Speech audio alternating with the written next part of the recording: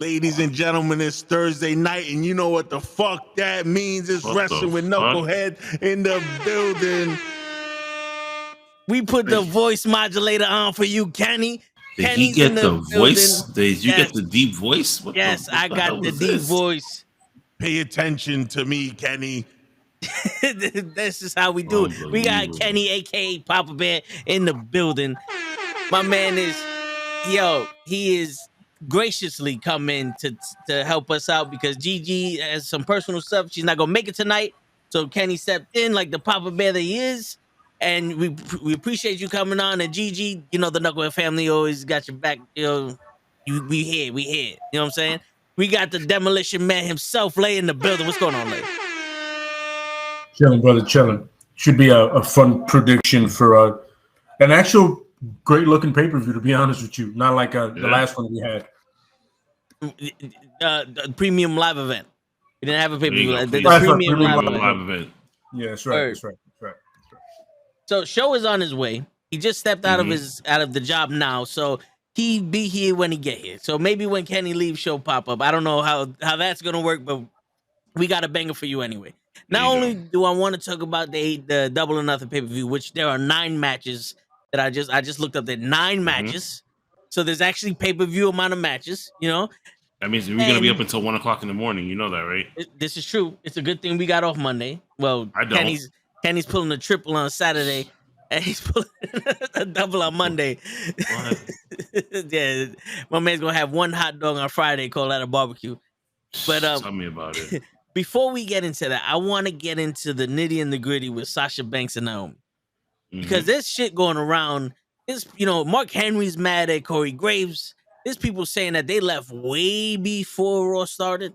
And they're saying that they left, that they announced the match anyway, but then they said that they left right when Raw started or some shit. They walked out on the show. There's so much stuff going on. I also want to bring up, I saw somebody on Twitter put out that if Vince McMahon would have buried Toni Storm the way that Tony Khan did, we would have been in an uproar, but no one gives a shit that it happened on AEW. I want to get your opinions on that one because she lost to Britt Baker. About that last night. Yeah, that was horrible. We'll get into that. Yeah. But let's get a little into the Sasha Banks Naomi shit. You know what I'm saying? Like, so the rumors are that they were supposed to win that match together. Oh, Naomi was supposed to win and was supposed to turn out into a triple threat match? Yeah, Naomi was supposed to win, and she was going to go on to fight Bianca Belair at Hell in a Cell. Yeah, and lose. Yeah, but I heard somewhere there was going to be a triple threat match with Sasha and Naomi. Yeah. No, because they're trying to keep them far away from fighting each other at all. That's why when they had the match itself, they wasn't gonna they wasn't going to hit each other in any type of way. Okay, so all right, so that was the thing. Naomi's gonna win the title, and then I also heard that right before Raw started, they said we're gonna change the plans, and Naomi's not gonna win the match. Becky's gonna win the match, or some shit like that. And then there was speculation that that's why Sasha got mad and they dropped the titles on John Laurinaitis' table and left. But now I'm hearing that they're on some, why the fuck are we in this match? We're supposed to be doing the tag team division. Why don't we, start a rivalry with Doudrop and Nikki Ash? Right. Because they're also in the match and they were like, nah. So they said, yo, fuck this. If you're not going to give us respect, we out. So what's going on here, Kenny? Kenny's the man with the plan. He got the inside scoop. So all right, so I do have like more information towards like this whole like situation, especially stuff that happened like backstage. So the original plan was they wanted them to come in and do the main event match, which was a 6-way match that they had. From there, they said that Naomi was supposed to win.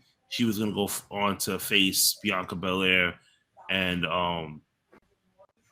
Sasha Banks was going to have a storyline with Ronda Rousey for, I think, Money in the Bank, and she was going to fight her at Money in the Bank and then lose. Both women knew that they were going to lose going into these championship matches, right? Yeah. So they're like, listen, we want to continue elevating the women's tag team division. Nikki Ash is going to be in this match. Doudrop is going to be in this match. They're both, like a brand new tag team. Let's start a story angle with them, whether it's in the match itself or at Hell in a Cell. So they did pitch something really good where they said, listen, if she's going to lose the match anyway, why not have them interfere in the match? We get into a brawl, and then we can go into Money in the Bank and defend the tag team titles. That's when they hit Sasha with the no, excuse me, we're not going to do that because you're going to fight Ronda Rousey at Money in the Bank. And she was like, no, I don't want to do that, especially if I'm going to lose. So they're like, well, you're going to hold on to the titles anyway, but you're going to put a whole bunch of people over at the same time. You're not really going to be defending these titles like the way you want to, because they kept pitching like different ideas to try and like get them to have matches for like the women's tag teams, and they just kept shooting it down. So I think like eventually they just got frustrated about it, and they just dropped the titles. First they wanted to first they spoke to Creative, and this is what Creative had told them. So then they said, listen, let me get a meeting with Vince. But it was like way before the start of the show. Vince was like, no, this is how it's going to go down.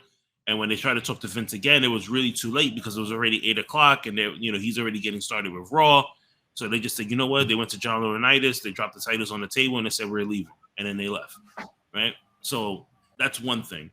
As far as Mark Henry being mad at Corey Graves, first of all, Mark Henry is getting paid all this money just to say, and now it's time for the main event. Because that's the only thing I've seen this man do, right?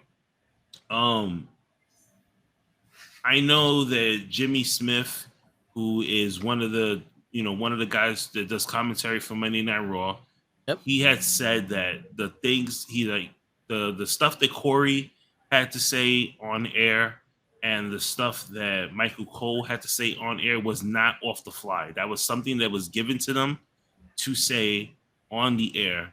So for them to get mad at them and say like, yo, like this is what you're saying, it doesn't make sense because they didn't even come up with these lines. Like, yeah, they're just listening to whoever is speaking to them in the back and stating like, hey, this is what we need you to say right now. So he's just doing his job. Yeah. Just like when Michael Cole was just like, oh, they disappointed all of us. And everybody got on, I mean, even I got on Michael Cole and I was just like, well, I was just like, really? But then, you go on Twitter and I'm like, well, WWE, like, they didn't disappoint me. They probably disappointed you because they didn't go out there and do what you told them to do. Like shuck and jive. Like the freaking, like this ain't back in the day. Like, I'm not going to paint my face black and shuck and jive for you. You know what I mean? For a handshake and a smile, Yeah, no, yeah. And I do believe that that was Vince or whoever is telling them to say that but what I don't understand is this. It's like, these girls walked out, whatever the case may be. If you're supposed to be a company, why would you like paint this ugly picture of these girls? Knowing damn well, and this is the answer to Harris's question, knowing damn well that Sasha and Naomi will be back at some point. And you're going to push Sasha to the fucking moon like every time she comes back. And she's going to be the main event status or champion again. And Naomi probably going to be in a championship picture because she always finds herself in some kind of main story or championship picture. Right. Because I said this last week, or I said this on Raw to you, is like, Naomi and the Four Horsewomen have the best fucking luck when it comes to their careers. Every time something gets stale or they don't have anything for them, two of them, Charlotte and Sasha, walk out and the other two get hurt. Yep. And they just take Naomi off of TV completely. But the thing about it is, like, the way WWE is in general, like, to me, I feel like this is like the Austin effect, right? So 2022, Austin gets frustrated. He doesn't want to work with Hogan. He doesn't want to lose to Brock. He really didn't want to do the match with Scott Hall. And he said, you know what? I have a whole bunch of personal problems. You guys are not doing anything with me. Like, you're just putting me in bullshit stuff. I'm going to leave. Right. And this was at the same time that The Rock was, he wasn't even in WWE. He was off doing movies.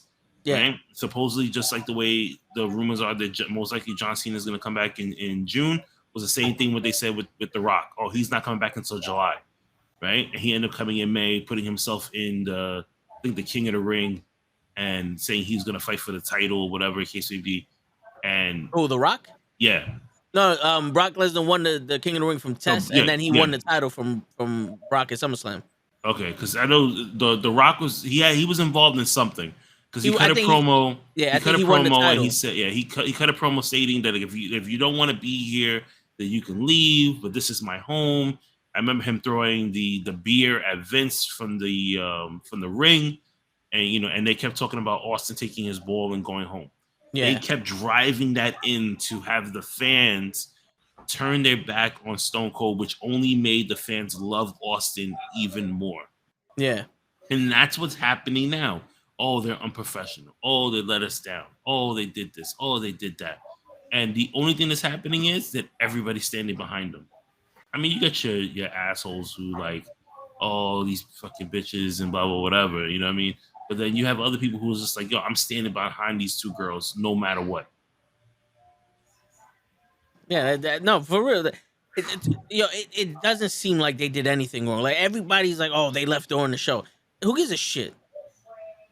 Toni Storm literally left right after her match. She didn't even have the match or whatever. She just walked the fuck out. Yeah, Toni Storm did a house show, finished the house show, lost to Charlotte, packed her bags, didn't say anything to. She didn't say anything to Michael Hayes. She didn't say anything to Becky Lynch. She didn't say nothing to Charlotte. She didn't say anything to the girls in the locker room. She packed her bag. They thought that they were gonna meet her at the next city for Raw, or was it for SmackDown? And she just disappeared. She went back home, and no one knew until they got to SmackDown when they said, "Yo, like she quit." Damn. Like, she bought a ticket and dipped off. Like, fuck your contract. Like, that was like fuck your contract. I don't give a shit. Like, sue me. Like, what are you gonna do? And everybody championed her. On some, well, they're not treating her right. They're making her look stupid, so she left. You know, that's one of those. Well, I mean, that's part of the job. Mm-hmm. You know, like when you're sitting there going, "Yo, I'm tag team champion," and I've always said Sasha and Bayley lobbied for those tag team titles. And they fought hard, like they those are their babies. And if you're gonna cherish a champion, like, your champion has to want to be champion in order to make that title important. In my eyes, I felt like Sasha and Naomi just proved that title is more important than their own single success right now. Exactly. And them slandering like, oh, they left. It's just like, yo, you don't give a shit about these girls, and you don't give a shit about these titles. You know what's funny? Is how they said it last Friday. And they didn't mention any of this, really. They didn't give you any more details on Monday when Michael Cole said, like, hey, we're going to have a tag team tournament to crown new tag team champions.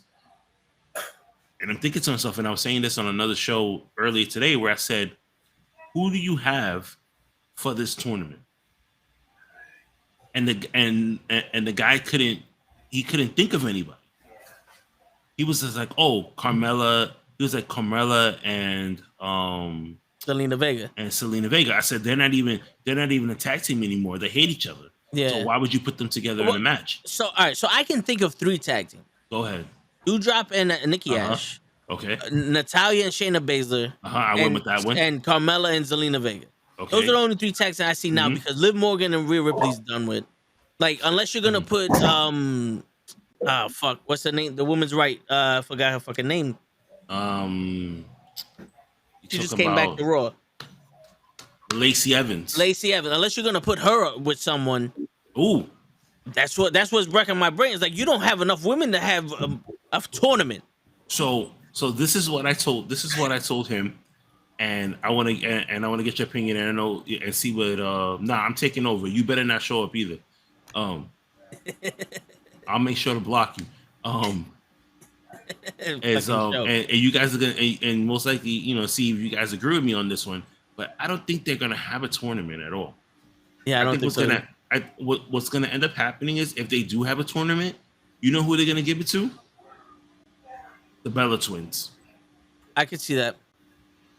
I can see that. You know who they're gonna go up against? Shayna Baszler and Natalya, because Natalya has history with the Bella Twins. Yeah. I can see that fuckery. Not for nothing.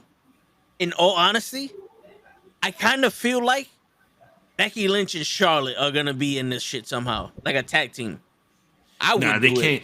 They can't get along in real life. I know, but that's what I'm saying. I kind of feel like I would, to be honest, if I was gonna do a tag team, I would do that just to build up anticipation. Charlotte People like, if Sasha and Bailey come back, it'd be Charlotte, Sasha and Bailey. is she about to get married? Yeah, Charlotte's taking time off. She's gonna be gone for the next couple of months. Who's to know when this tournament happens? It's not gonna happen though. That's what I'm saying.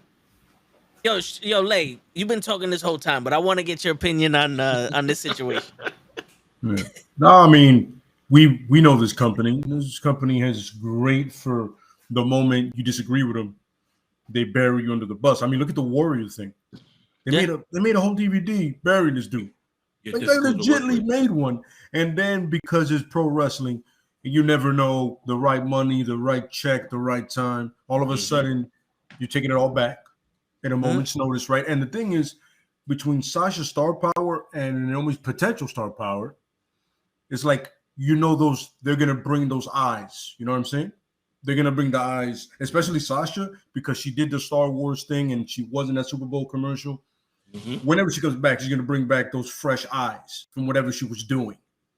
Like, WWE superstar, they're going to make sure they say WWE superstar first. Yeah. You know what I mean? Yeah. Like, so come back to watch our product. But the problem is, why would I come back? If the moment, I'm telling you, like you said, Bailey and myself push for these titles, right? To make a brand new division so you can have some more women on both shows. And that's the thing with the title is they can be on both shows. The moment we pitch you ideas for that, you shoot them down. So you giving me a reason to come back? Yeah. You're really not, honestly. Like, there's no reason. You know what I mean? Like, look, I'm with Kenny. They said we're going to unify the titles a long time ago, and they finally did it. And the only reason they did it, that was a last-minute thing, by the way. They decided literally, I think, an hour before the show went on the air, like, oh, we're going to do it this Friday. We're finally going to do it. Yeah. Really? You said 2 months ago Roman ripped up the contract. The Usos weren't pissed about it. So where exactly are we going with this? What are we doing here? You know what I'm saying? And I'm telling you, all this shit is for naught. It's for nothing. Because fuck around, let's say you don't see them for a month and a half, right? And then the Bella twins get the titles, as Kenny put, which I believe is the truth is going to happen. Because the Bellas got the itch again. And you know how they love to, if you're like anywhere near the Cena Bryan radar, they bless you. They take care of you. You know what I'm saying? Even if you're the ex. But the point is, they get it, right? Then all of a sudden, who's a surprise opponent for some pay-per-view? Naomi and Sasha. SummerSlam. After Sasha's done filming The Mandalorian or whatever, or something else, she appearing, and then Naomi's possibly doing the same thing with a hookup from Sasha. They come back. Those fresh eyes are back. All of a sudden, they have the tag team titles, and we're back to square one again. Yep. It's a never-ending cycle with this shit, bro. Yeah. But not for nothing. They're smart, though. You know why? Because now they got the whole summer off. It's true. And if you know anything about Hollywood, in the summer, was you have a lot of good projects are done in the summer because of availability and weather wherever you're going. Then after that, your movie drops in the fall, and you go back to work. You know what I'm saying? Wherever you're at. Yo, and for Star Wars, in Sasha Banks' favor, you have Obi-Wan Kenobi. Right, Obi-Wan, that's dropping on Friday tomorrow. Yes. And then in August you have that the Andor show, the Spanish pilot. Well, that's it's more likely for her to show up in Obi than in Andor. I'm talking about like all the red carpet events and everything. Oh yeah, no, she's gonna be doing her thing, showing her face everywhere. Like she does have that star power out of the WWE right now. It doesn't, it helps a lot that her cousin's fucking Snoop Dogg, but she didn't get here off of that. You know what I'm saying? But right now, she's one of the most popular females in wrestling.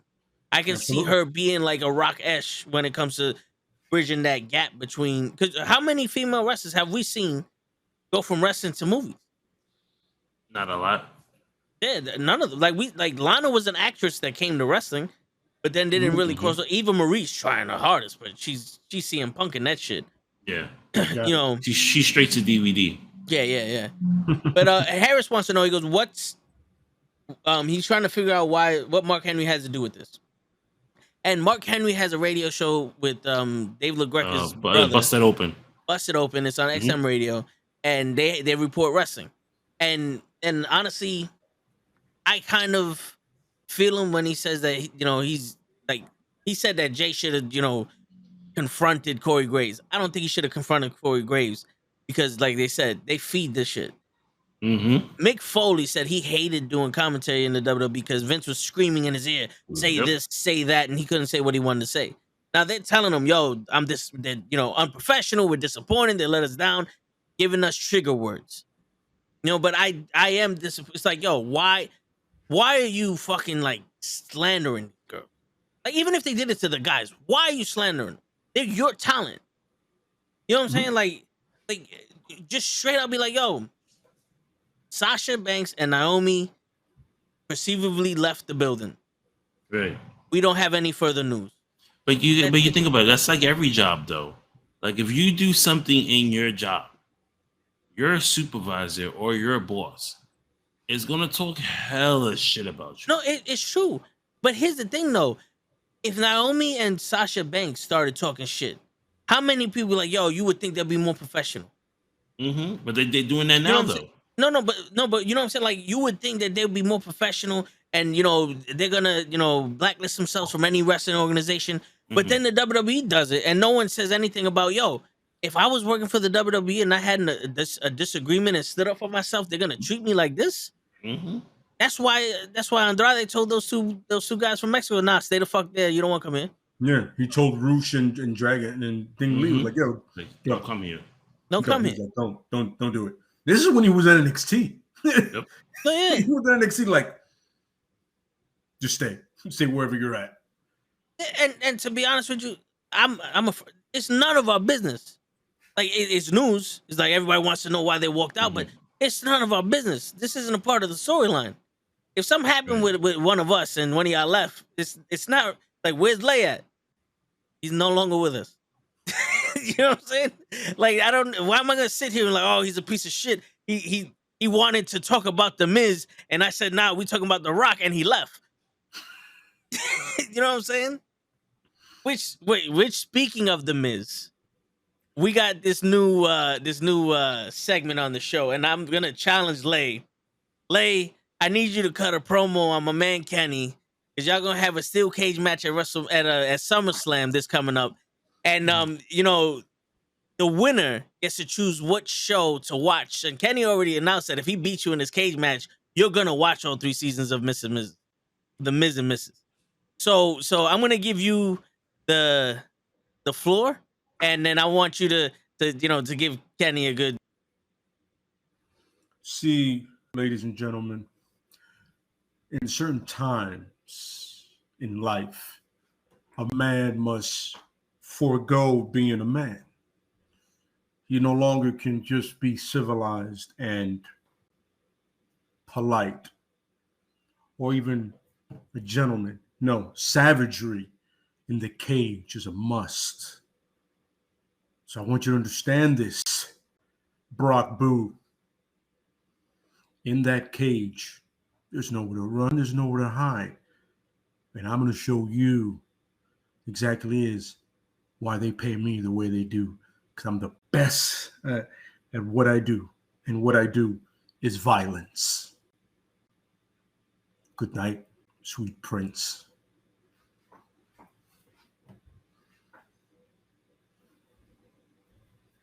Oh shit, Kenny. He done called you out. He's got the cage match. Oh, we're gonna have to wait. We're gonna have to see what Kenny gotta say now. I don't damn, you putting me on the spot here. I don't have anything to say, man. All right. Listen, I put Lay on the spot too. All I know is this.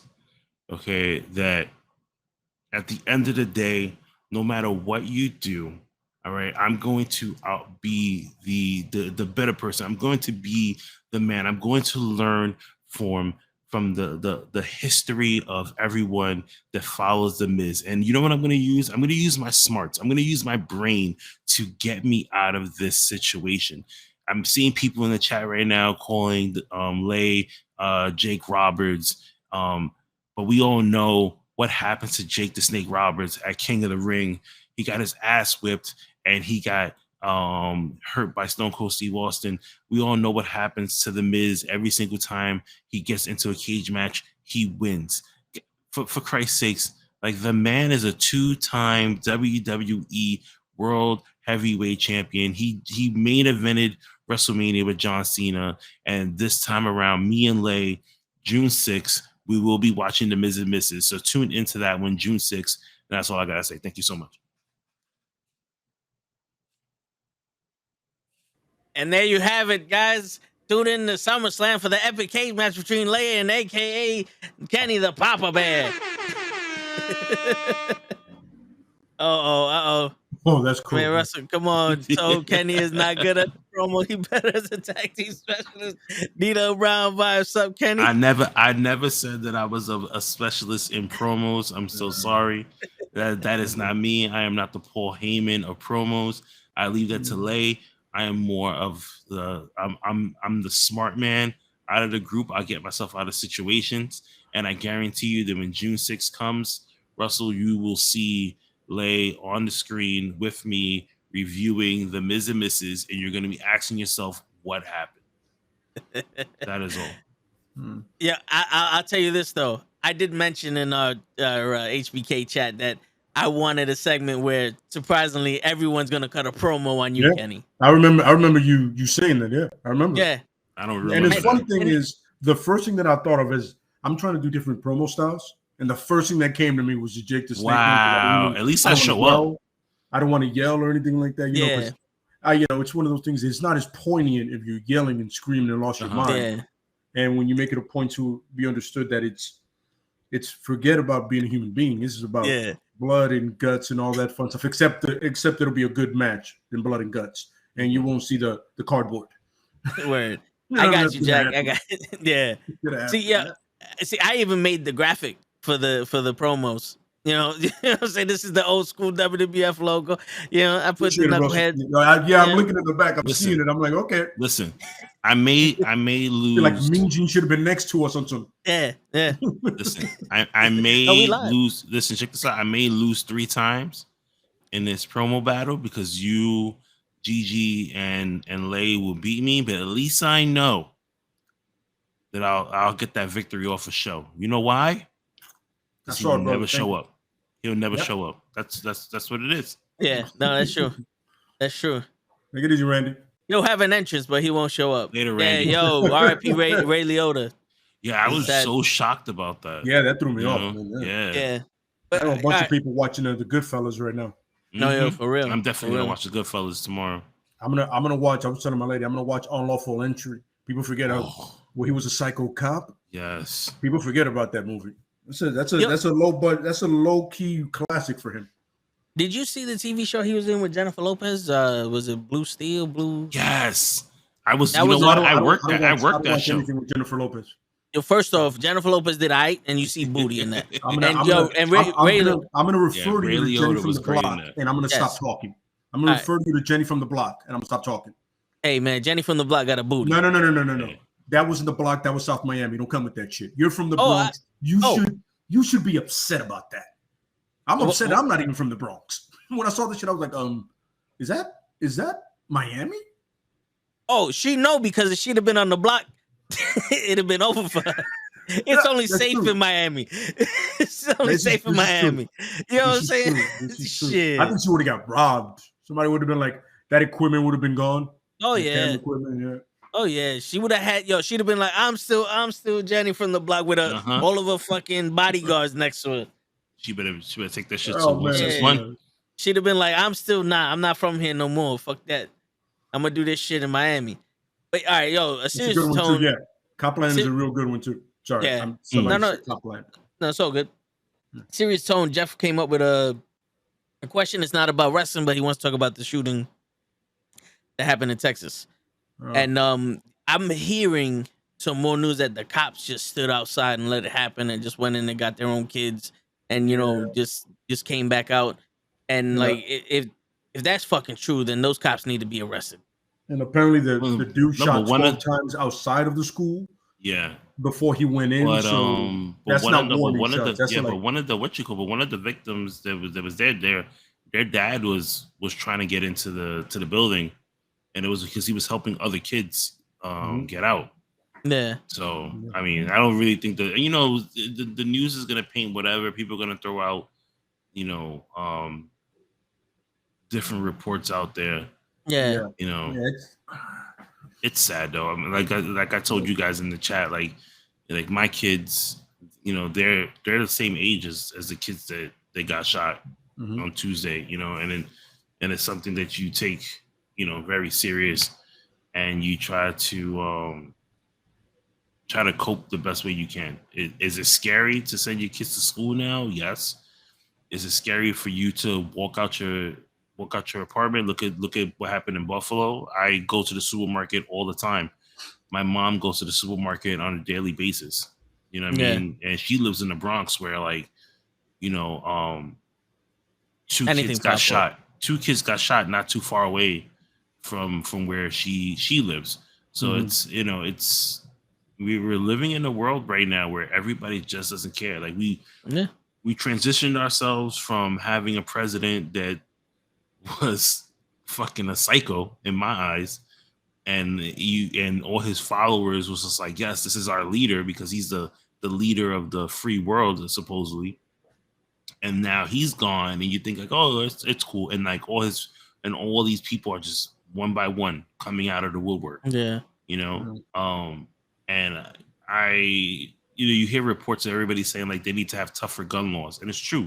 Because somebody asked me, it's like, yo, how is it that these people are getting like all these firearms? And I'm like, it's easy because you can easily just go and drive to another state, show your ID, and get the guns. And there's no 2-week, month wait.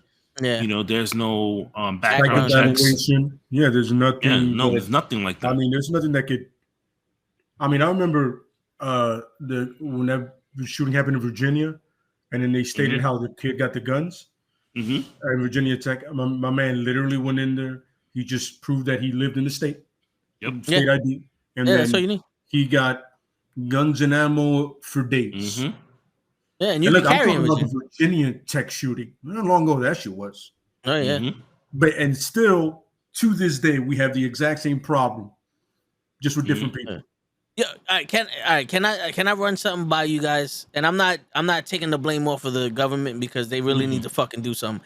But I honestly think that this whole shit of that whole don't be a bully, be a star shit, trying to get people to talk shit out, and this new way of thinking to raising these kids is not working.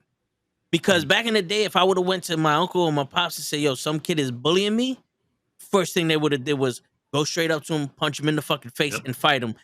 That's how you stop a bully from bullying you. Because nowadays you expect this kid that's getting bullied to tell someone. And the only thing these people are telling these fucking kids that are getting bullied is we can't do nothing about it. So now what? I can't, I'm too afraid to fight this guy. No one is giving me the courage to stand up for myself. And when I tell someone, they can't do shit about it. I gotta take shit in my own hands, and it's gotta be the extreme now. They pass any logical fucking reasoning for this shit. I told my son, and I told both my boys, and I told my sister, and I said, if anybody ever messes with you, you punch them right in the face. Absolutely. And I told my sister, if anybody messes with you, you kick them in the dick. I don't care. Yeah. If you get in trouble, have them call me. Yeah. That's it. Yeah, it's funny. I remember there was the actor Daniel Craig goes, if my son punches your son in the face, believe me, he's done everything possible to avoid it. He's like, yo, dude, let me leave it alone. And I was telling the same thing to my lady. I go, I go to school for the kids, our kid and everything. And I'm going to sit there and go, listen, I know for a fact my kid didn't start it, but I'm happy my kid ended it. I want to understand how that happened. How did it get from the point that he's telling me that they told four different people, 4 adults, and nothing happened. That had to get resolved by his or her own hands.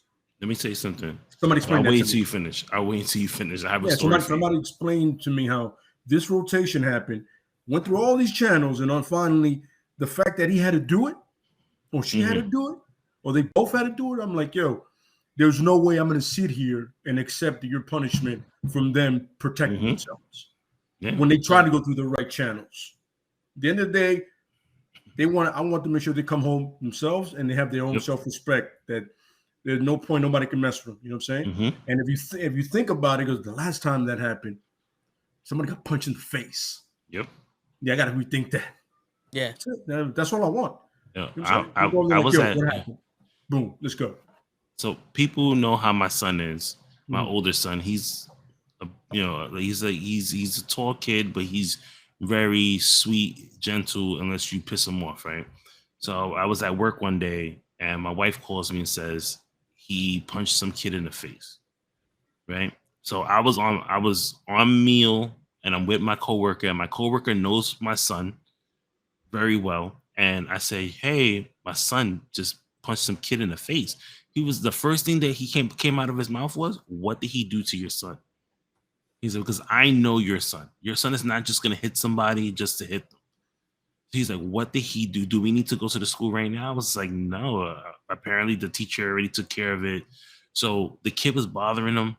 He said something to him he didn't like. He said, "Leave him alone." He kept on, punched him in the face. But the thing about it is, what my son goes and apologizes because he was eating those the Takis. Right? So you know how it gets on your hands? Mm-hmm. When he punched the kid in the face, it caught him in the eye. So all the Taki dust caught him in the eye. It's like, what happened? But the teacher goes, we were shocked when they said that he punched him in the face, because he was like, "We know how your son is. Like, your son is so sweet. Like, he's just not gonna hit somebody just to hit them." Because the kid was like, "Oh, I didn't do nothing." And the teacher just looked at him and was like, "No, that's a lie. Because this kid is not gonna hit you for no apparent reason." Yeah. Like, and that's another thing. The school, you have to know the kids you're dealing with. You know who's who. You know what I'm saying? And a lot of times you can just meet a parent and realize that kid's going to be a douchebag. Let's be real. Because your kids are the douchebag and assholes from family. It's a family thing. It literally trickles down to the kid. And you see it right away. You see somebody goes like that, you're an asshole. So your kid's going to be an asshole. And it's not even the kid's fault. It's not the kid's fault. He's like, he's such a douche because you're such a douche. It just rubs all over the kid. You know what I mean? And look, the people in Kenny's son's school realize, like, yo, I don't know, that doesn't sound like him. That's uncharacteristic of that kid. What happened? I need to dig into this. Now, if the kid is every other day swinging at people, nobody's going to dig into it. They're going to be on some, it's Tuesday for him. This is what he does. Yeah. You know what I mean? Yeah. You know, I honestly think that like with the situation with the 11-year-old girl that died in the Bronx just by standing on the corner and shooting, I honestly think that there should be no court system. Like, we know for a fact these guys shot at each other and killed this little girl. There should straight up be like some fucking Middle Eastern shit. Tie these motherfuckers up and let the family go at them. And this is the way the law is now, because obviously people don't give a shit. They're just gonna start shooting. But when you got consequences like that, where you're gonna be tortured, maimed, whatever they want to do to you, and then killed, pretty sure people will start thinking twice. Yep, exactly. Like in other countries, you get your arms cut off for stealing apples. You could be starving to death. You stole this shit, cut his arms off. We don't give a fuck. We don't tolerate that shit here. Yep. But apparently, in the free world, we tolerate kids dying and people fucking not suffering consequences for the shit.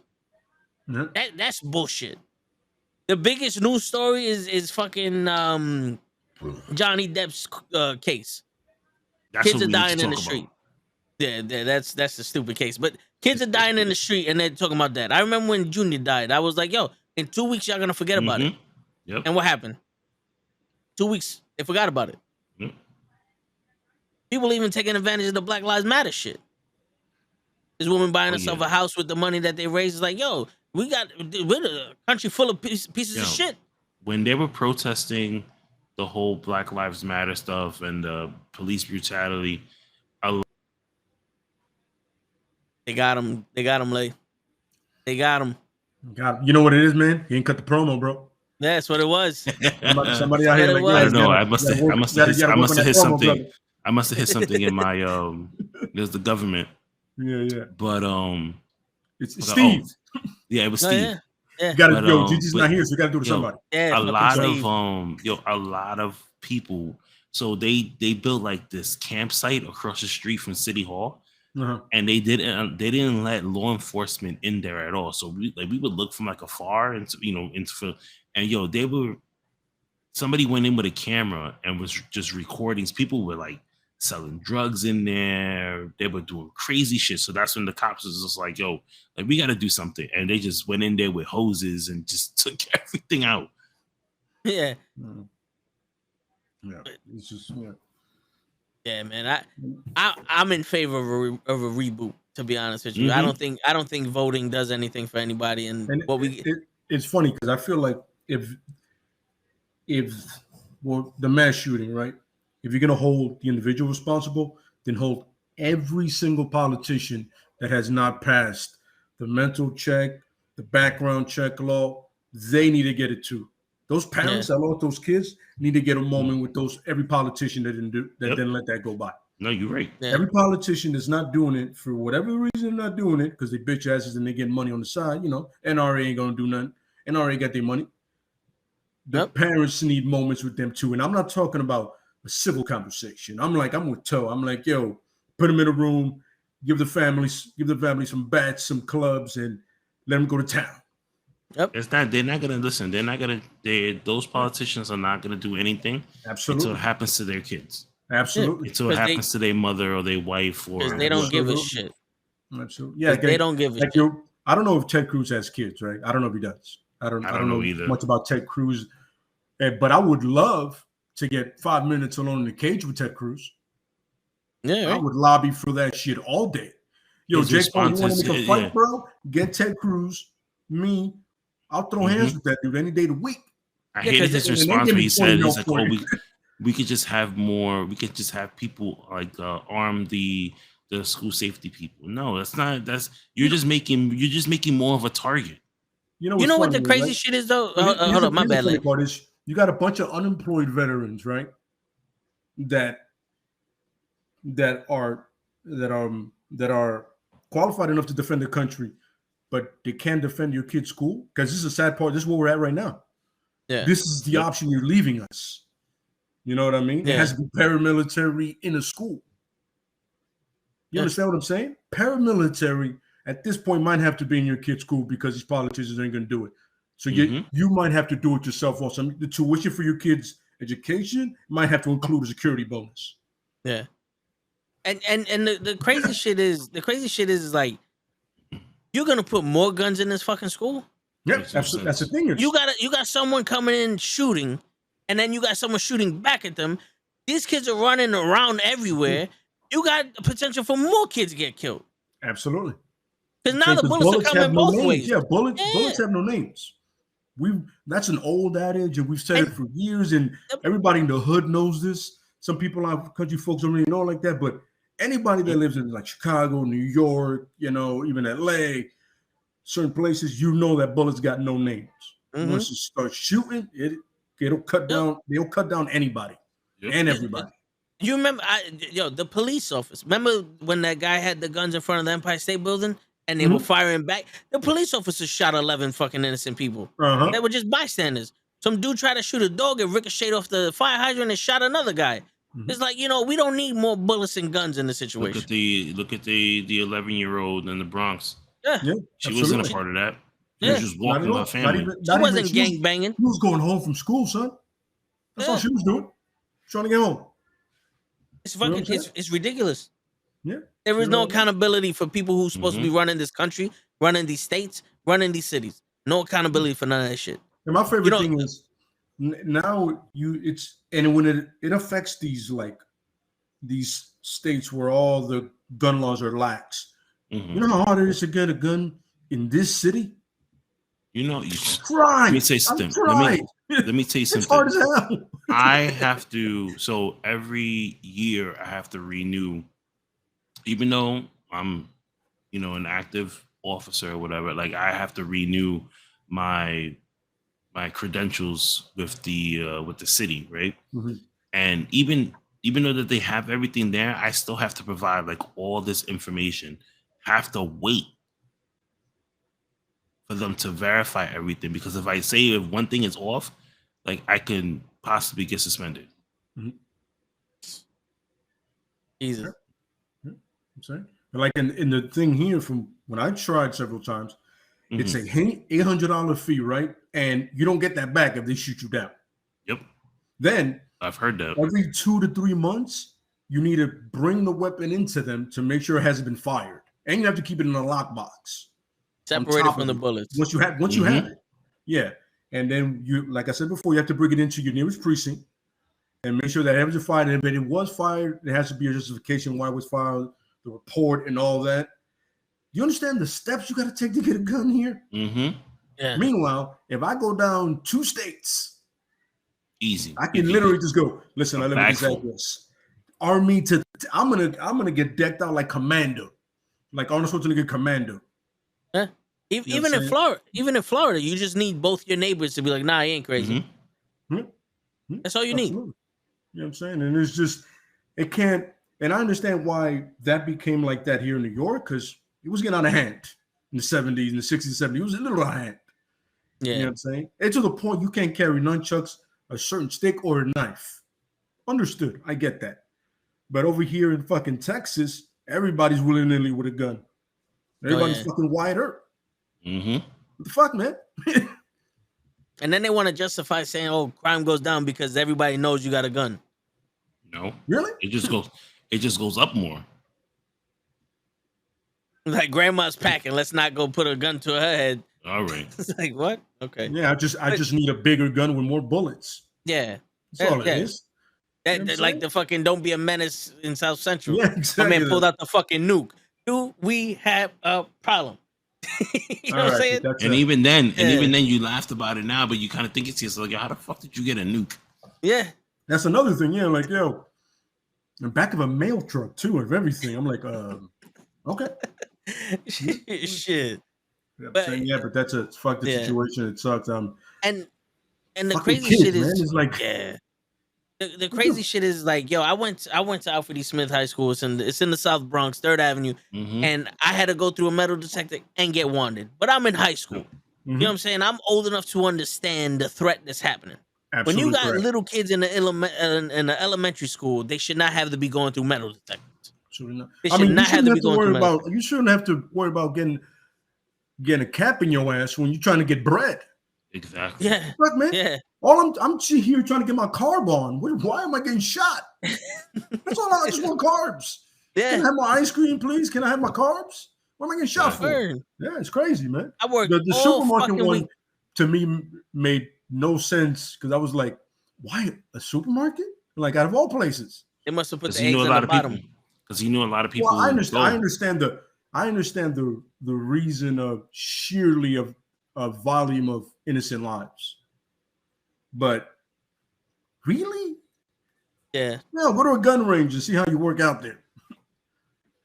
you feel ballsy.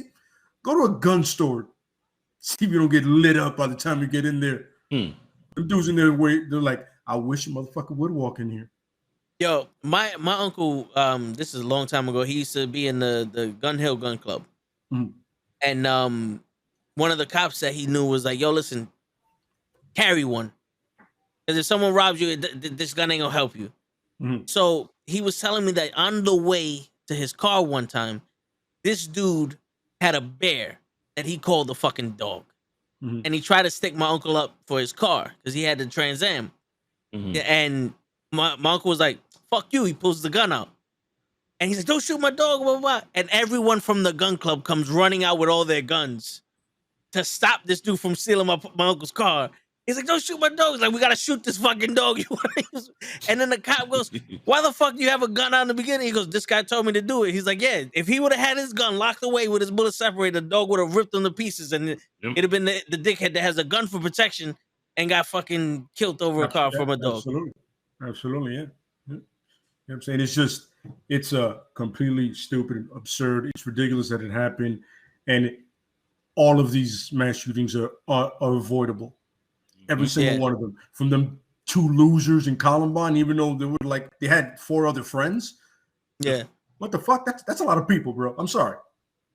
I've known people that literally have 2 friends, and I'm one of them.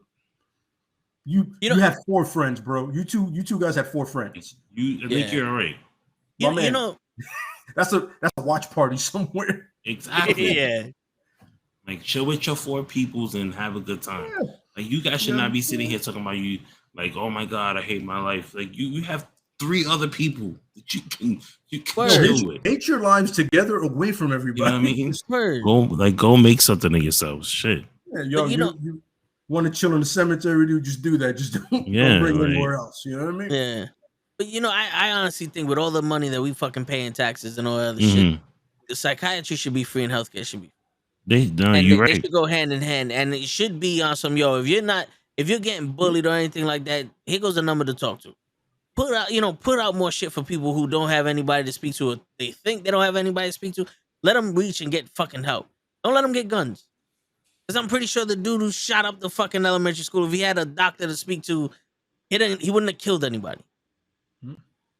But no. The fun thing is, won't ever know why, because they murked him in the middle of it. Yeah. You know what I'm saying? But the funny part is, he was a Salvadorian kid, so he got to die. Oh yeah. Sure. If he was white, there was no putting him in handcuffs. I'm not. By the way, for anybody out there starts losing their mind, I'm just saying is if we do the math and the memes are out there in the pictures, so a whole lot of honkies still walking around. Oh yeah. That mass murder. Yo, there was a dude. What is it that shot up that church? He's still alive. Yep. So they got him out peacefully. Just saying. Yeah, the law's not blind. If you were to get raped to death in prison, nobody's batting an eye on this side that looks like this. No, exactly. Like us, we're gonna be on some. Damn, that's sad. Yeah. Sorry. Not for nothing. The kid is lucky. The cops shot him because the one like you could rob somebody. You could be a drug cartel. You could have killed thousands of people with the drugs that you sell, whatever case may be. But like, dudes in jail, they take killing a kid serious. Absolutely. Yeah, touching kids. Yeah, absolutely. Anything. I remember when Bleak was telling us that one time on the Tone the Show. Like, yo, you kill it. Like, you kill or molest or rape a kid in prison. Yeah. I was like, wow, good luck with that one. Juice. Yeah, but especially if they stick you in Gen Pop. Word. Yeah. But yeah, man. Let's get something to not so utterly depressing and pissing me off. No, yeah, definitely. I get in the Punisher mode and I hate it, because I'm like, it could be solved in a lot of easy ways. But yeah. Yeah. It was funny. I saw that they have a program started with Walter and Ricochet. Did they? He's the next victim. What's his face? I'm not calling him that name. Walter and Ricochet. Really? So yeah, I guess the Drew Gulak. Yeah, on SmackDown. Yeah, exactly. Okay. Kenny got it. Kenny got it. That's exactly. Okay, so it's Drew Gulak and Walter.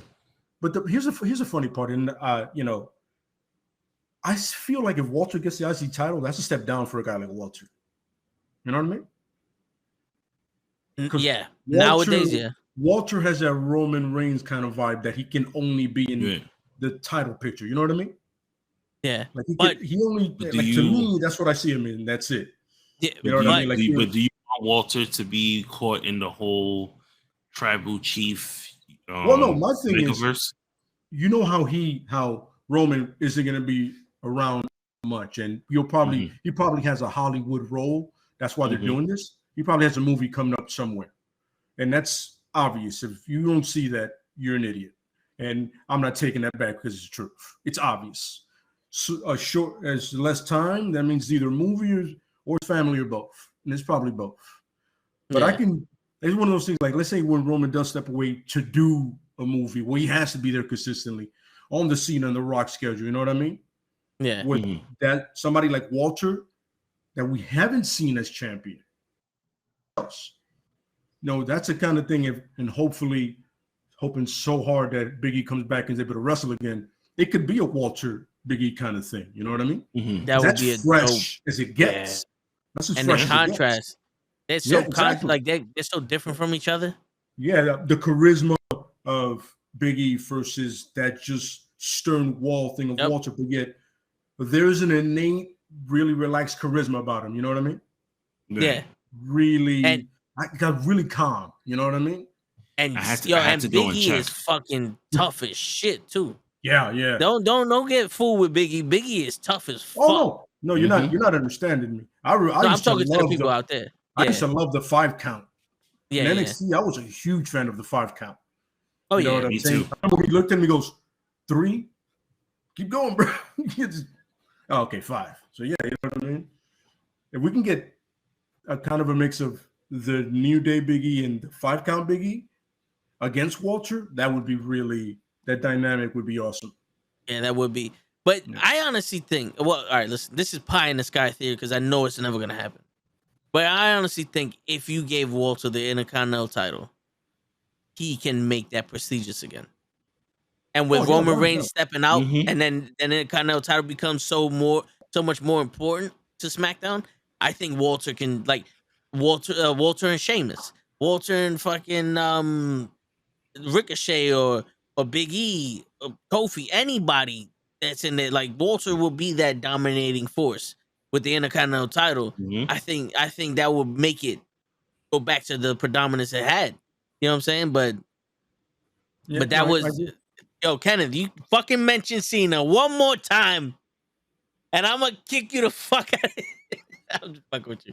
I don't think Big E's gonna return tomorrow because they said that his spine is not, his neck is not healing right, and they need more time and shit. I don't think it's gonna be Big E. It could be someone from NXT. What do you think? I think so too. Either that or Ricochet. But I don't. Who would it be from NXT? That's my thing is. Carmelo anybody Hayes. Anybody that would fit is in a program right now. Yeah, maybe Carmelo Hayes. I don't know. Carmelo Hayes is in the program. He's in the middle of the North American title. Him, Sokoa, and Grimes. They're in a program, and it's funny because most of the time they have the best matches. Those 3. Yeah, that's true. On NXT. I mean, those are literally the best wrestlers you have in NXT right now. Tyler Breeze is returning. Is he? No, he's on he returns. He's on up, down, down. Well, guys, it's 10 o'clock. All right. Appreciate you stopping by. Bid you an adieu. Yep. And be out. And hopefully next time shows up. Next time, do your homework for an impromptu promo, Kenny. All right. I'm just gonna hire somebody to do my promos for me. He's gonna have a ghostwriter. That's really $1 Million Man ish. Word. Later, guys. All right, bro. Please, bro. Thanks for stopping by, man. All right. Appreciate it. But I would love to see maybe Ricochet with them. But then again, that wouldn't be something you need to fucking make big news about. Well, Ricochet, you could make it a big news because he is the IC champ. So that could be the reason it's big news. That's true, but when you do the big news, everybody's expecting like a surprise. Yeah. That's true. It's, unless they be like, oh, we got Shelton Benjamin. And it's like, hold on, wait, he's on Raw. He's gonna do something now. It could be that dude, Gable. Gable Stevenson, Gable. Yeah, Gable Stevenson. It could be him. Yeah. Like I can't think of anybody else that's big like that. I can't think of anybody else, to be honest with you. Right. Anybody it could have been like Swerve or something, but you know where he's at now. Yeah, that's true. Which yesterday's triple threat match with him, Swerve, Jungle Boy, and Ricky Starks was pretty good. Yeah, it was really that was just athletic. Yeah. Yo, am I bugging when I say that? Like watching the WWE, it's a bunch of stories, and it's like what the fuck is going on? A little bit of wrestling, but with AEW, it's a lot of wrestling, but the wrestling is not really cohesive. It just seems like they're throwing matches together, and there's not much story. Like I don't know what's happening with CM Punk and Adam Page, but I feel like this storyline is going so slow that when you realize that they're wrestling on Sunday, you're like, wait, already? Like they didn't even just start. They haven't even started a fucking story yet. Well, I see the story that they're going with. You know what I mean? And then from what I'm understanding, it's leading to probably a heel Punk. I can see because he's manipulating Adam Hangman to get mad. He's like, yo, listen, hey man, don't take this personal, bro. It's like I just want the title. It's business, Yeah. bro. And then Hangman is, for some reason, the babyface always has to be stupid. Yeah. They don't understand this. I don't know. Why is the babyface an idiot? Yo, it's like they're doing the Sting booking for everybody. Remember Sting and Ric Flair? He would turn on him every single time. Yep. I trust this man with my Why life. can't one babyface be intelligent? Yeah. You know what I'm saying? Yeah. No, it's true, but I don't know. I like AEW for the wrestling, but I'm sitting there sometimes like, I don't. Your storytelling is very, very subtle, or it's just like missing. Like MJF and Wardlow, I get it. I get it because it's in our face. We see it. They're making it a big deal. But it CM Punk and that Hangman Page, it literally just looks like, yo, CM Punk challenged you, and now you're pissed off about something. And I get it. CM Punk is making him pissed off, but it's like you was pissed off from the beginning. Yeah. And now all of a sudden you're saying that you got to defend AEW from CM Punk. Like what? You didn't even mention anything about CM Punk being manipulative. How he's the reason why this company's losing ratings. Nothing. You're the bad guy. Why is he the bad guy? We don't know, but we're gonna have a match. All right, cool. Fuck it. That's just me. I'm watching more Dynamite, and I'm like, yo, I honestly don't know what they're doing with Britt Baker right now. I know Britt Baker's in the main event, and she's gonna wrestle the winner of Chris Statlander and Ruby Soho tomorrow in the finals at Double or Nothing. But I don't know. Like, are you trying to have her win this so she can still be on top, or are you trying to get one of the other girls to beat her so it could be like, oh look, these girls, did it, or like what's going on? Because she's obviously can't be in the title picture right now. Yeah, but I with Britt Baker, she, no matter what, she's not going to lose a position if she doesn't win. Honestly, it should be between Ruby Soho and the other girl to win. It can't be Britt Baker because that's not the smartest move to make. That's really stupid. And to Jeff's question, Serena Deebs, I would say does need a mouthpiece, to be honest with you, but she's cutting some really simple, basic promos, so it fits her character right now. There's nothing complicated about her promos. You know what I mean? Yeah. So for right now, she's okay. But like if she were to win the title, she would definitely need a mouthpiece, somebody that can talk for her because she's not the strongest on the mic. You know what I mean? I'll tell you one thing though. When they had that promo face to face a couple weeks ago, it was horrendous. Oh yeah, Thunder Rosa and I think it was the first one that they had face to face. Yes, it was horrendous. Yeah. But then when she cut that promo on Dustin Rhodes, I was like, all right, this one you actually felt it. She was like, I cut my hair for this business. I got fake boobs, and then I took them. Like, I did everything I needed for this. Why would you say that this girl's better? You know what I'm saying? Like, it was like you saw, like, all right, listen, bitches, I sacrificed. I didn't just walk up in here and become a wrestler. I had to change every aspect of how I looked and how I feel and all that other bullshit. And I found myself. And I get that. It's beautiful. Thunder Rosa's promo yesterday was a lot stronger than the fucking one she did face to face, and it was just like them speaking. I think letting them speak by themselves would progress further. So when they speak to each other, they would know what to say. I can see that. Yeah. You know what I'm saying? Yeah, it's just look at this one. In this card, we have 3 women's matches, I believe. We have the TBS Championship match. We have the Owen Hart final match and the championship match, if I'm not mistaken. Yep. But it's not on this. It's not on this fucking thing that I'm looking at. They're definitely on the card though. Yeah, hold on. I gotta look up another website because that is not on the card I looked up. I saw 9 match. All right, let me see. Start time with the women's. All right, so here you go. So we got 1, 2, 3, 4, 5, 6, 7, 8, 9 matches. Yeah. So what the fuck was I looking at before?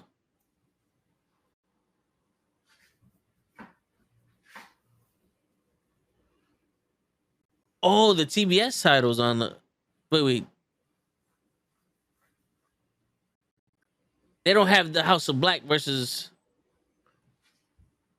No, they do have the house. Well, fuck it. All right, so they're on there. So we got the TBS champion title, Jade Cargill and Anna Jay. That women's match. Then we got the Owen Hart tournament, women's tournament finals. Britt Baker versus either Ruby Soho or Chris Statlander, and then we have Thunder Rosa versus Serena Deeb. Yeah, it's 3. Yeah. Do you want to start off with the Owen Hart Foundation women's tournament match? Yeah. Because all right, so we got to do 2 positions. Do you think Ruby Soho is gonna beat Chris Statlander tomorrow? I would hope that's why you have Ruby Soho. Yeah. I because Chris Statlander is replacing Sheeta, right? Yep. Sheeta was hurt or something. Hurt. And yeah, because wasn't Sheeta like pissed off? Yeah, she was like, she wasn't hurt. She was not aware of it. She was like, I'm hurt? Really? I don't recall that. So yeah. Yeah. So all right, so we're gonna say Ruby Soho's gonna win tomorrow and then face Britt Baker. Yeah. Which I think it makes sense because Britt Baker beat her for the fucking women's title, what, twice already? Yep.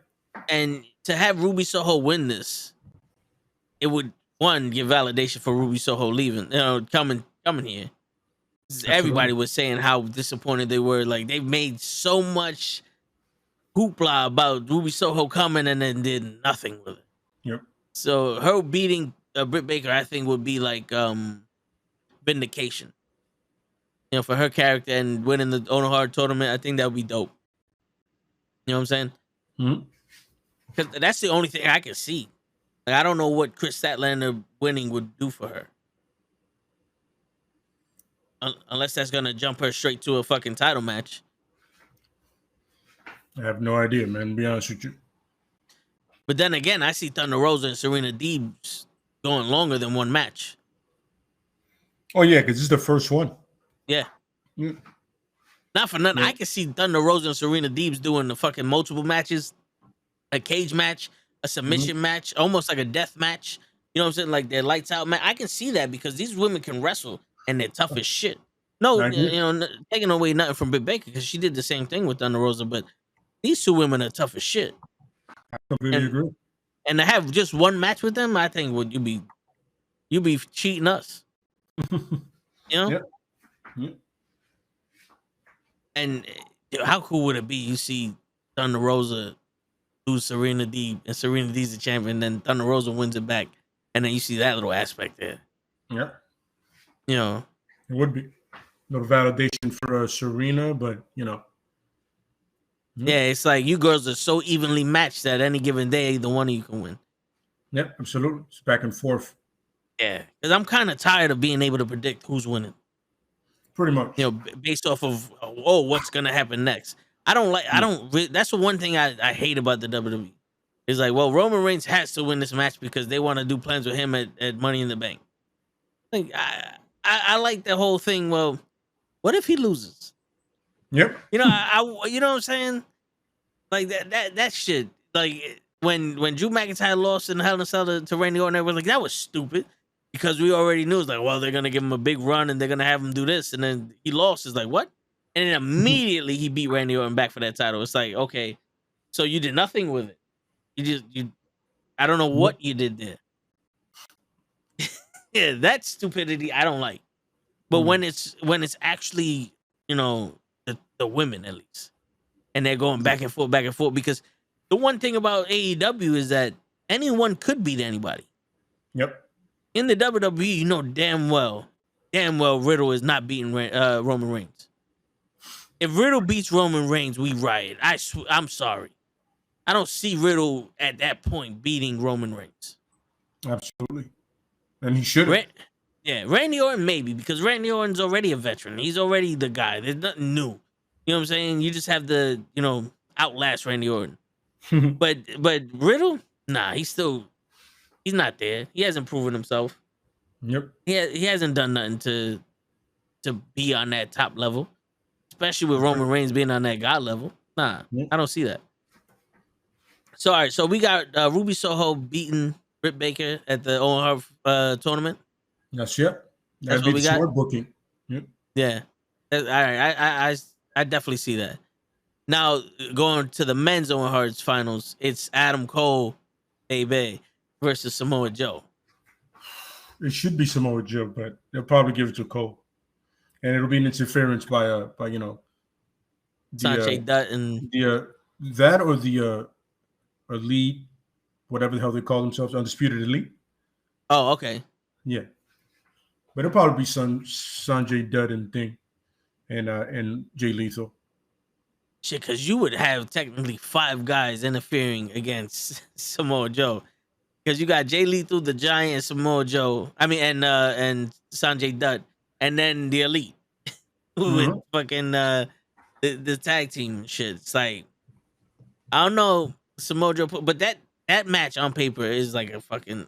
I think that's gonna steal the show. That's one of those that has all the potential in the world to do it. You know what I mean? Yeah. Just because of the 2 guys, and it's amazing that it never happened on NXT. Yeah, that is true. Mm. A lot of shit never happened on NXT, but that does. You know what's crazy? That does seem like that would have happened on NXT, but I'm happier it's happening on AEW. Absolutely. Especially with Samoa Joe, he's come out the gate strong. You gotta love it. Samoa Joe has not changed his character at all, but it fits everywhere. Yep. It fits in every organization he's in. TNA, WWE, NXT, AEW, New Japan, fucking backyard wrestling, fucking main event. Wow. Wherever he goes, it fits. Him and William Regal, apparently. but yeah, I kind of think that Samoa Joe will probably win that match. I think he'll win. I don't know why, but I think Adam Cole might be on some guys stay back here, because he's done it before. Mm-hmm. You know, he has had honorable matches and shit. So, Yep. Has Adam Cole won a match at a pay-per-view? Not that I know of so far. Shit. He might be due Honestly, for one. I don't know right now. Yeah, because I know he lost the title shots. Mm-hmm. And that's the only one I really remember him having. I don't think he's won a match on pay-per-view. Nope, I think you're right. Shit. You think they're waiting for him to win a match when he wrestles Eddie Kingston? Because apparently everybody's wrestling Eddie Kingston at one point. No, I don't think so. Shit. But yeah, I see Samoa Joe winning this. I don't know why, but I feel like. Well, you know what? Let me not say that, because Adam Cole winning this shit would also be cool for like an Owen Hart thing. Because Adam Cole is kind of like an Owen Hart, but this one's tough. You really gotta go with your heart with this one, because there's nothing on the line. The winner is just the champ, just the winner of the tournament. There's no title shot on the line. There's no one's being fired. This is just for bragging rights, and at this point, anybody can win for bragging rights. Absolutely. I'm gonna stick with. That's why I said Cole. I was like, because Samoa Joe's still the TV champion. Yeah. I'm gonna stick with Joe. We got all right. So we got Ruby Soho for both of us, Adam Cole for you, and Samoa Joe for me. Those are the Owen Hart tournament winning champions. Mm-hmm. And we go into the 6-man tag match: the House of Black, Brody King, Buddy Matthews, and Malachi Black versus the Death Triangle, Pac, Penta, and Ray Phoenix. For the love of God, House of, just end this already, because it's the direction makes almost no sense. I don't know what the fuck the House of Black stands for, what they want to accomplish. Is there anything you want to accomplish? Just let the House of Black go over, and then attack somebody afterwards. The tag team champs, the TV champ, the women's champ. I don't care. Let's have a direction for these guys. They're way too talented not to have direction. And for the same thing on the other side, Penta, Phoenix, Pac, Fac. They should literally be Pac versus or Penta or Phoenix versus like Scorpio Sky for the TNT Championship. Yeah. Something like those guys fitted perfectly for now, you know? Oh yeah, seriously, yeah. It does seem like this is a throwaway match. This should have ended the last pay-per-view, but Phoenix was hurt. Mm-hmm. You know, Absolutely. but still, you know, at one point, you got to be on some. All right, yo, we ended this shit. Yo, Phoenix, we're gonna put you in some shit or whatever. You know, like Mad Cat Moss winning the Owen Hart tournament. Fucking show. Show things Mad Cat Moss. Cat Moss. The WWE guy. Puss in Boots. Mad Cat Moss. Oh well, he's a new hire for Diamond Wrestling, baby. Shit. Here goes a match I've never seen, but in all honesty, I'm not really enthused to see it. The Hardys versus the Young Bucks. I've seen it already. It was good, so it should be interesting. Yeah, but that was what? 5 years ago? 6 years ago? Yep. When Matt and Jeff could move. Yep. I mean, they cut a decent promo on yesterday, the Hardy Boys. Yeah, I saw that. Yeah, it wasn't that bad. I was like, okay, you know, they're coming with the heat and shit. But I just don't want to see the old man Matt and Jeff. You know, yeah, I don't want to see both of them looking like Sting, where they're like, just give me something high to jump off of. It's funny, Sting's not even going to be on the pay-per-view. Yeah. And he's hurt. Neither is the TNT champion. Which wouldn't Kaz versus Scorpio Sky be an awesome match for the fucking pay-per-view? I know for a fact it would be. Like, even if it was like in the fucking buy-in. At least it's fucking there. Yeah. Which I want to, after we do the predictions, I want to get into Scorpio Sky and this TNT title. Because it's fucking ridiculous. But, all right, then, all right, speaking of TNT titles, we got the TBS Championship. Where did this match come from? Anna Jay and Jay Cargill. I think it literally started on Dynamite this week or last week. I recall hearing something about it like that. Like, it literally out of thin air, bro. Yeah, because when I saw this, like it did Bobby Lashley and Omos. Yeah. I saw the promo and I said, when the fuck did Anna Jay come back? I don't remember her there.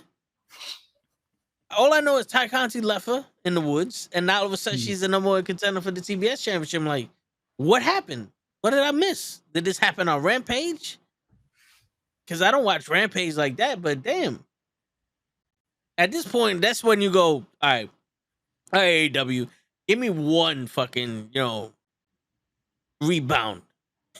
Give me some news about something that happened before. Yeah, you gotta explain how this happened. Yeah.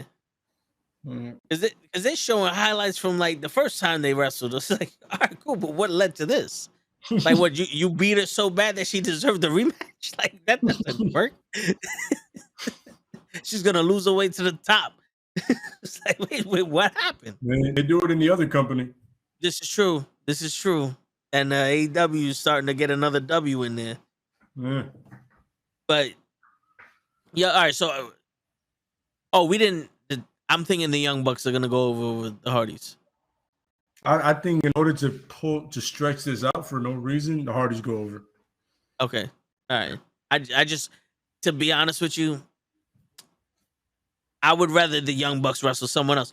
But this is for the culture of the independent circuit. This is for the culture, so I get it. So now I'm thinking Jay Cargill's gonna win this. I think this is gonna be a squash match. Easily, yeah. She keeps her Goldberg streak alive. Yeah. Who do you get to beat her? I don't know. Right now, I don't know. You know what I'm saying? If you turn somebody big, or you develop somebody big, like you start, Other than that, I don't see it happening soon. Yeah.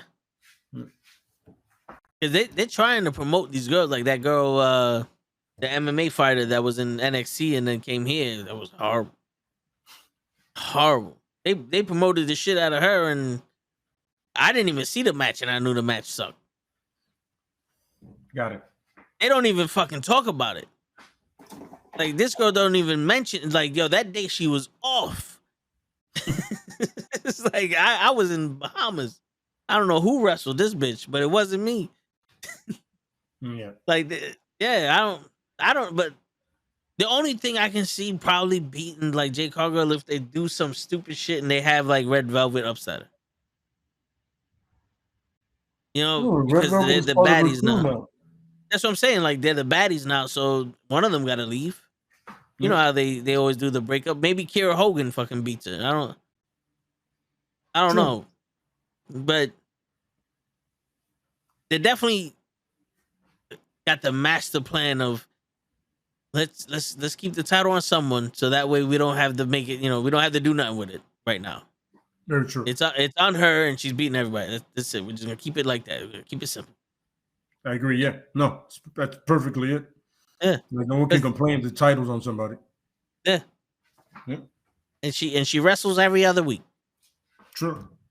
There's consistency there. Yeah, unlike in fucking WWE, where the most important champion in WWE TV is the 24/7 title. That's the most important women's championship fucking belt right now.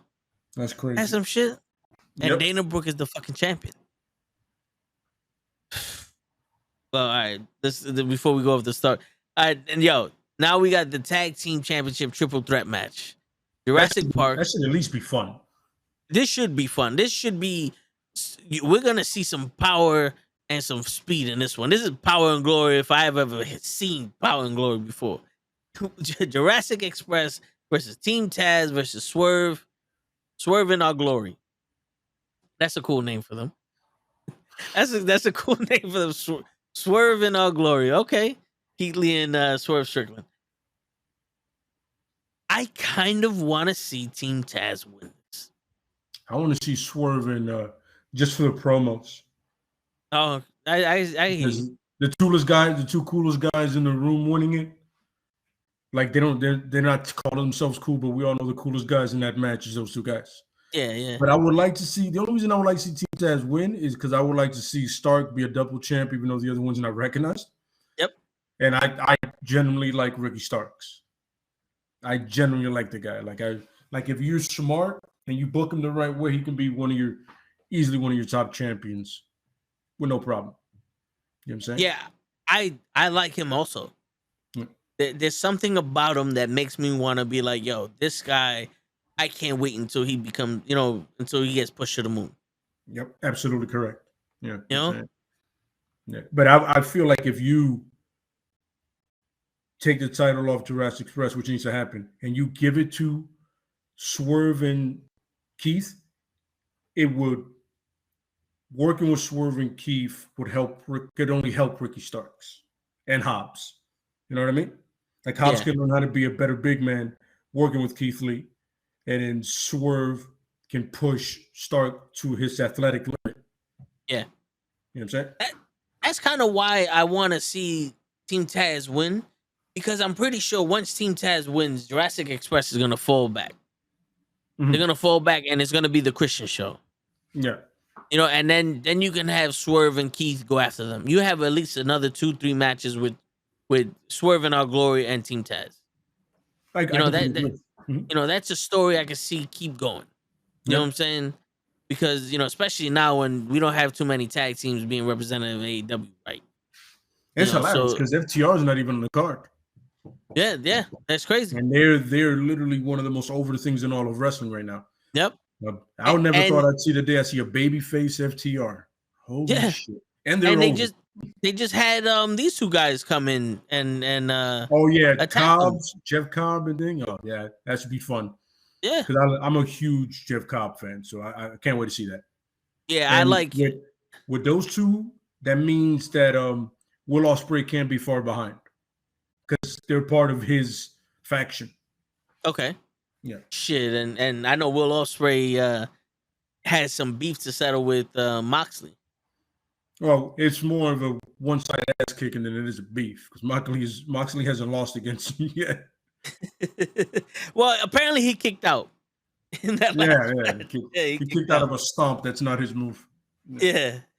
I would love to see Keith Lee and Samoa Joe team up.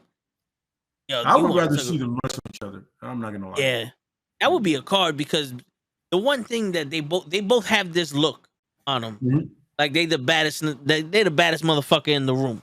Yeah. Samoa Joe has this intensity to him, but Keith Lee has this smoothness to him. So to see Samoa Joe just scream at Keith Lee and Keith Lee looking at him like, "Sir, why are you so agitated right now? If you have a problem with me, maybe words wouldn't need to settle this. We can do something else." You know what I'm saying? Like, I think that dynamic would be crazy. It would be like when Samoa Joe and Nakamura had that promo in NXT. Yeah. Where Samoa Joe's tight and Nakamura's like, "Am I supposed to be afraid of you?" Like, he just did the little, really? Fuck is that? Yeah, Jeff, we are doing predictions. Yeah, we're doing the predictions right now, Jeff. You haven't been paying attention? You came in for the predictions. We saw the predictions because you rushed us and you wasn't even here. Get out of here.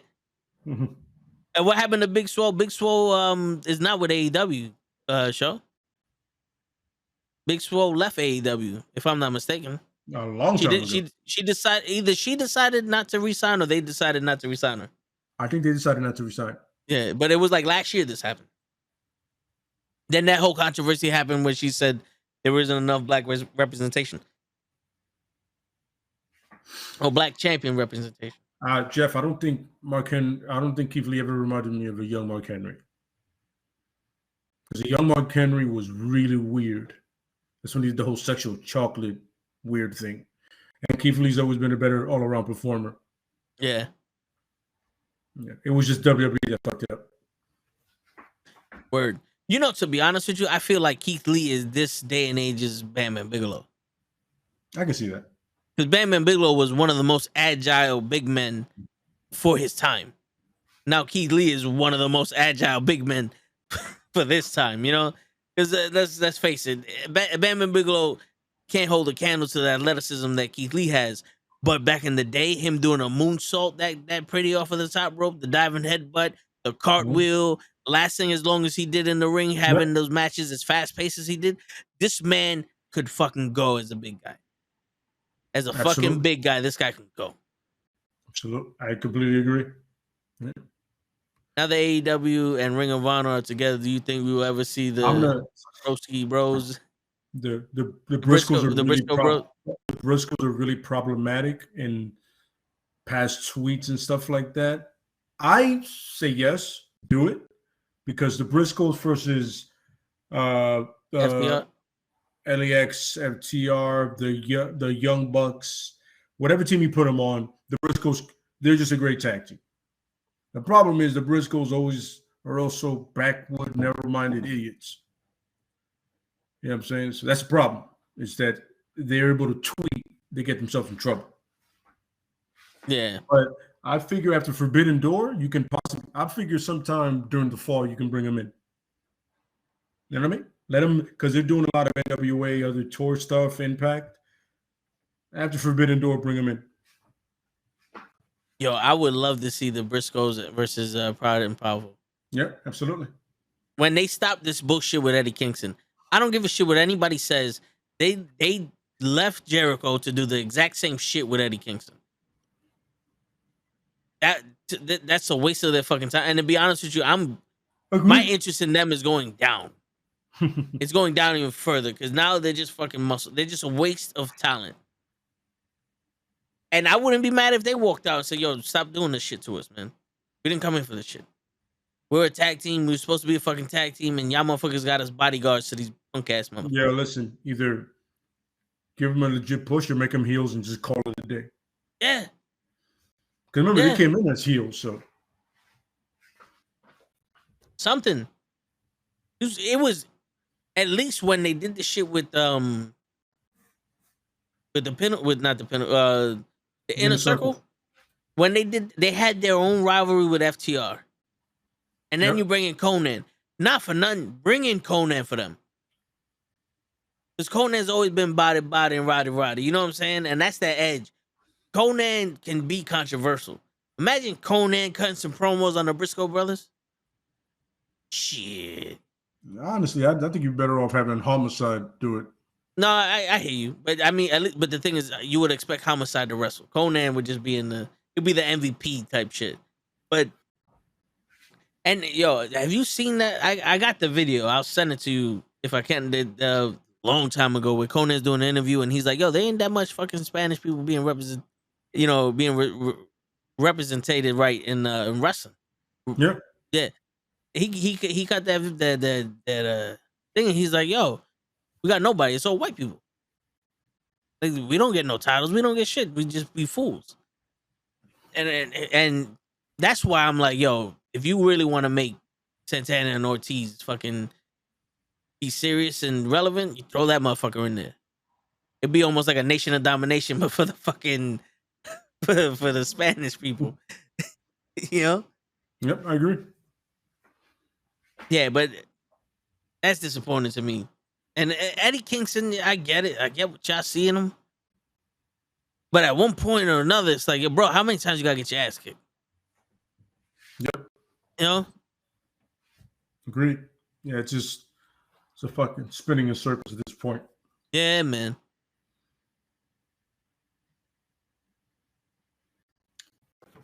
All right, so that's the tag team championship. We went on a tangent, but all right. So you're saying Swerve and Keith Lee? Yeah, that's my pick. All right. I'm going Team Taz. That's my pick. I think it's time for Jurassic Express to lose these titles. They did nothing with them. Absolutely agree with you. Yeah, and it's sad, bro. Yep. This is the problem. AEW can write the ultimate fucking climb for success, but cannot write the success. Blockafellow Records is going on. Let's see what you got to say. What up, fellas? Dutch Mantel said watching WWE is like watching paint dry and watching AEW. You feel you are actually watching professional wrestling. I totally agree with him, but do you guys agree with him? I think watching WWE is like watching elementary school kids try to do arithmetic. It's confusing as shit. It's a struggle to watch them, like, you know what I'm saying? but it's getting to the point where watching AEW is also like, what? Like, I appreciate the wrestling. You're giving us wrestling, yeah. But then again, you're seeing it's not as professional as you would like it to be. Mm-hmm.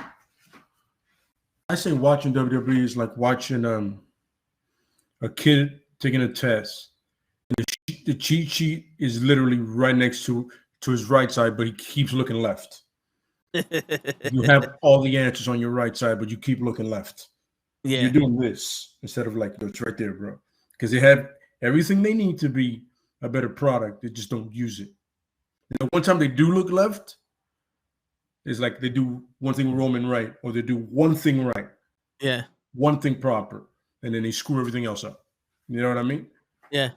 And then with AEW, it's the same kid taking the same test, except he looks to the right a little more often, but not enough to score a passing grade. Yeah. You know, like he'll get a 60 or like a 65, 69, but not 70. Like he's not passing. Yep. WWE, that dude is literally getting a 20 because he's just like, he refuses to look to his right. Yo, WWE is a wrestler that knows who he is, but has a bad gimmick and doesn't know how to pull it off. Yes. AEW is a wrestler that knows how to wrestle, but doesn't know how to pull off the gimmick.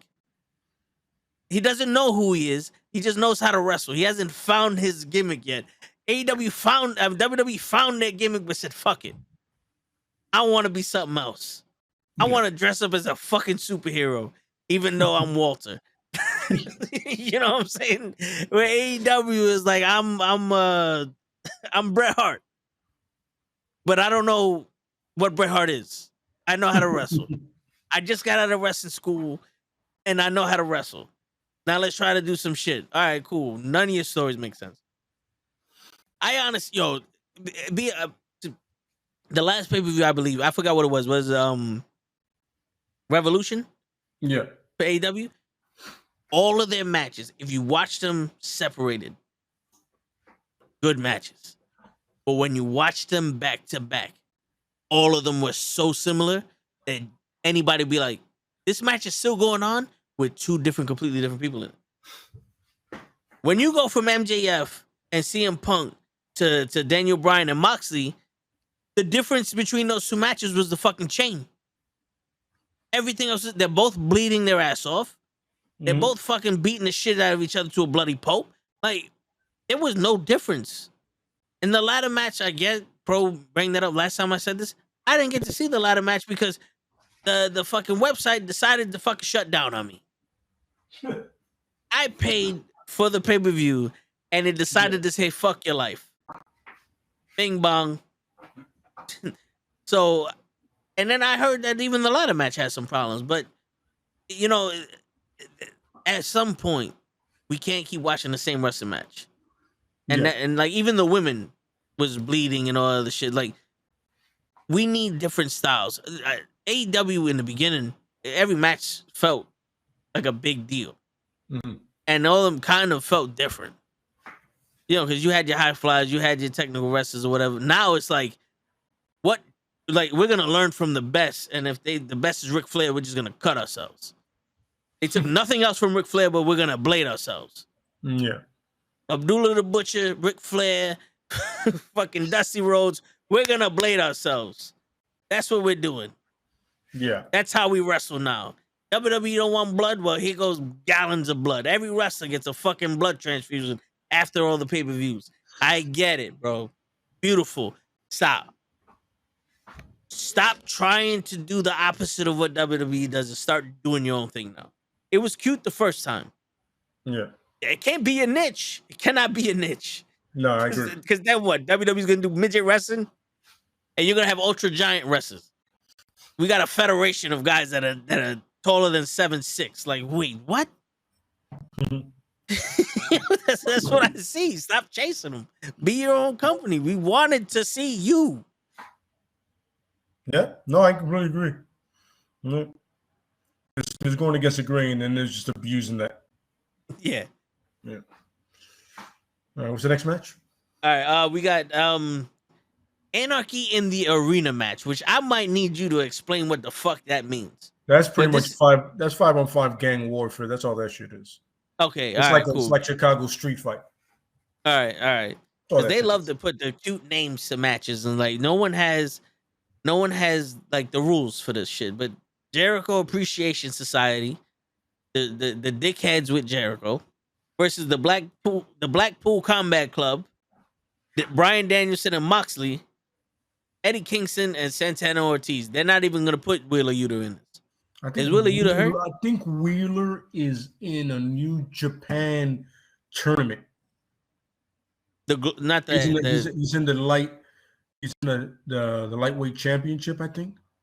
Okay. The junior cup championship. I think he's in that. Okay. And remember, and he also defends the ROH title. I think sometimes in the other pure places. Title. He has a pure title. So yeah. Yeah. So him not being on there is not a surprise. Okay. It's not he got shit to do. All right, so for people like me and Show, what's the pure title? The pure title is pretty much all right. Perfect example, right? One of the first champions was Daniel Bryan, right? Or Bryan Danielson, right? Yeah. And literally, it's as technical catch wrestling as it gets. It's pretty much hold for hold. None of that super kick bullshit. Sometimes it's hold for hold, like as close to legit wrestling as it's gonna get. You know what I mean? Pure wrestling. And is that the one where you have to shake hands before and after the match? Well, that's just an ROH thing. Okay. That's ROH in general. It's like it's just honor, the code of honor. You know what I mean? Okay. Yeah. So that happens in every match in Ring of Honor? No, not most of the time it does, but sometimes you have certain feuds that they don't get along. So yeah, all right. For the most part, like you saw Trent Beretta and Joe do it when they had their title match. Yeah. Yeah. Okay. All right. So it's pure wrestling. So there's none of this Pure spot wrestling, shit. yes, It's sir. pure wrestling. All right. Mhm. So that's why they call it the pure championship. All Yes, right, sir. that makes sense. I like that. That's something Mhm. different. It gives them their own distinct fucking brand there. Mhm. Who do you got for this match? Because I'm gonna tell you right now, I think Jericho's winning this. In order to further the feud, Jericho, but I want it to end. So I want it to be the other team because I just don't like this whole Jericho group. You know what I mean? Yeah. Yeah. It's a I don't know if they're going for a piss poor attempt of making fun of the WWE, like if that's their shtick, you know, to like to over exaggerate the fucking or whatever. superstar shit. Yeah. But I think this is very lazy for Jericho. I'll burn you in the face because I'm a wizard. Like, what? Bro, you got over you literally got over Yeah. You're on the just list. that. Just this. Yeah. The click. He got that over. And then you just made the list. He got that over, but I'm a wizard. Bro. Really? I saw that shit. I was like, what? And then Daniel Garcia is trying his hardest. He is trying his hardest. God bless that kid. Yeah. God bless him. God bless him. He's one of those guys that he's a pure title guy I've ever seen one in my life. Eddie Garcia just, if you think of a pure title guy that trying to cut a promo, that's Daniel Garcia. Yeah, your word. And That's they got what him that dressing. They got him dressing like Butch too. Oh my god! I remember when I saw that, I was like, "Wait, I know this guy." He's a child. Yes. Did you see what they did to that security guard yesterday? Yeah, When my man pulled the knife on him. Moxley shirt or some shit like that. Right? Yeah, You know what it is, my man? man pulled So the knife on him. Yo, what if that's the last shirt in my drawer, bro? It's Yeah. laundry day. What the fuck, man? Yeah, what if I was rocking a Jericho shirt yesterday and I got one? Like I was just throwing it out there. Yeah, My this is a gift before I go out with my wife. What are you doing? Yeah, like what if I fucked up my Inner Circle shirt and then somebody just handed me the shit and I had no choice but to wear it? Yeah. Fireball to the face because I'm a wizard. Like what? And then he pulled a knife on him. Why'd you pull a knife on this dude? Like you're supposed to be wrestlers. This is where you need Jesse the Body Ventura. Mhm. What? Because it's outside the ring, you can pull a gun. You remember that shit? Do you remember that? When Hulk Hogan fought Bad News Brown, I paint the picture for everybody listening.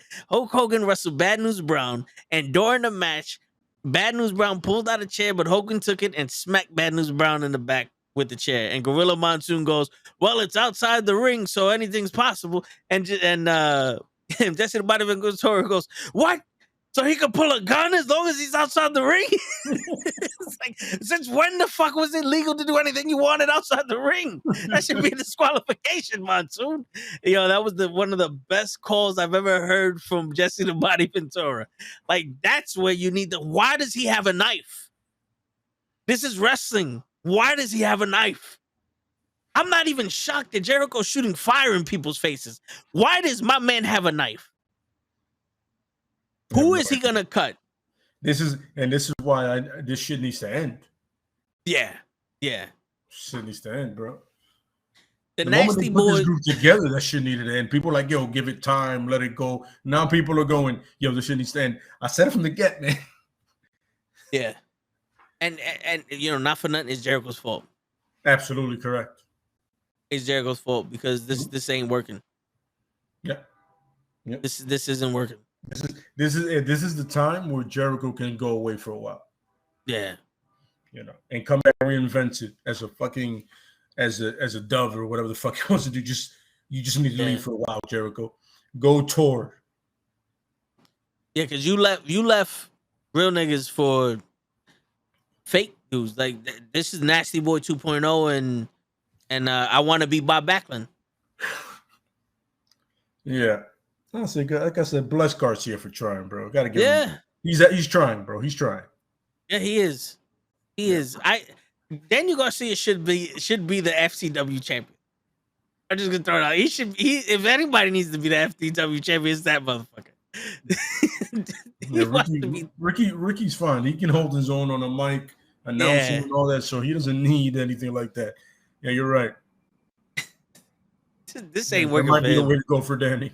Yeah, this ain't working for him though. I'm sorry, and it's not working for Santana and Ortiz either. I mean, like I'm gonna be honest with you.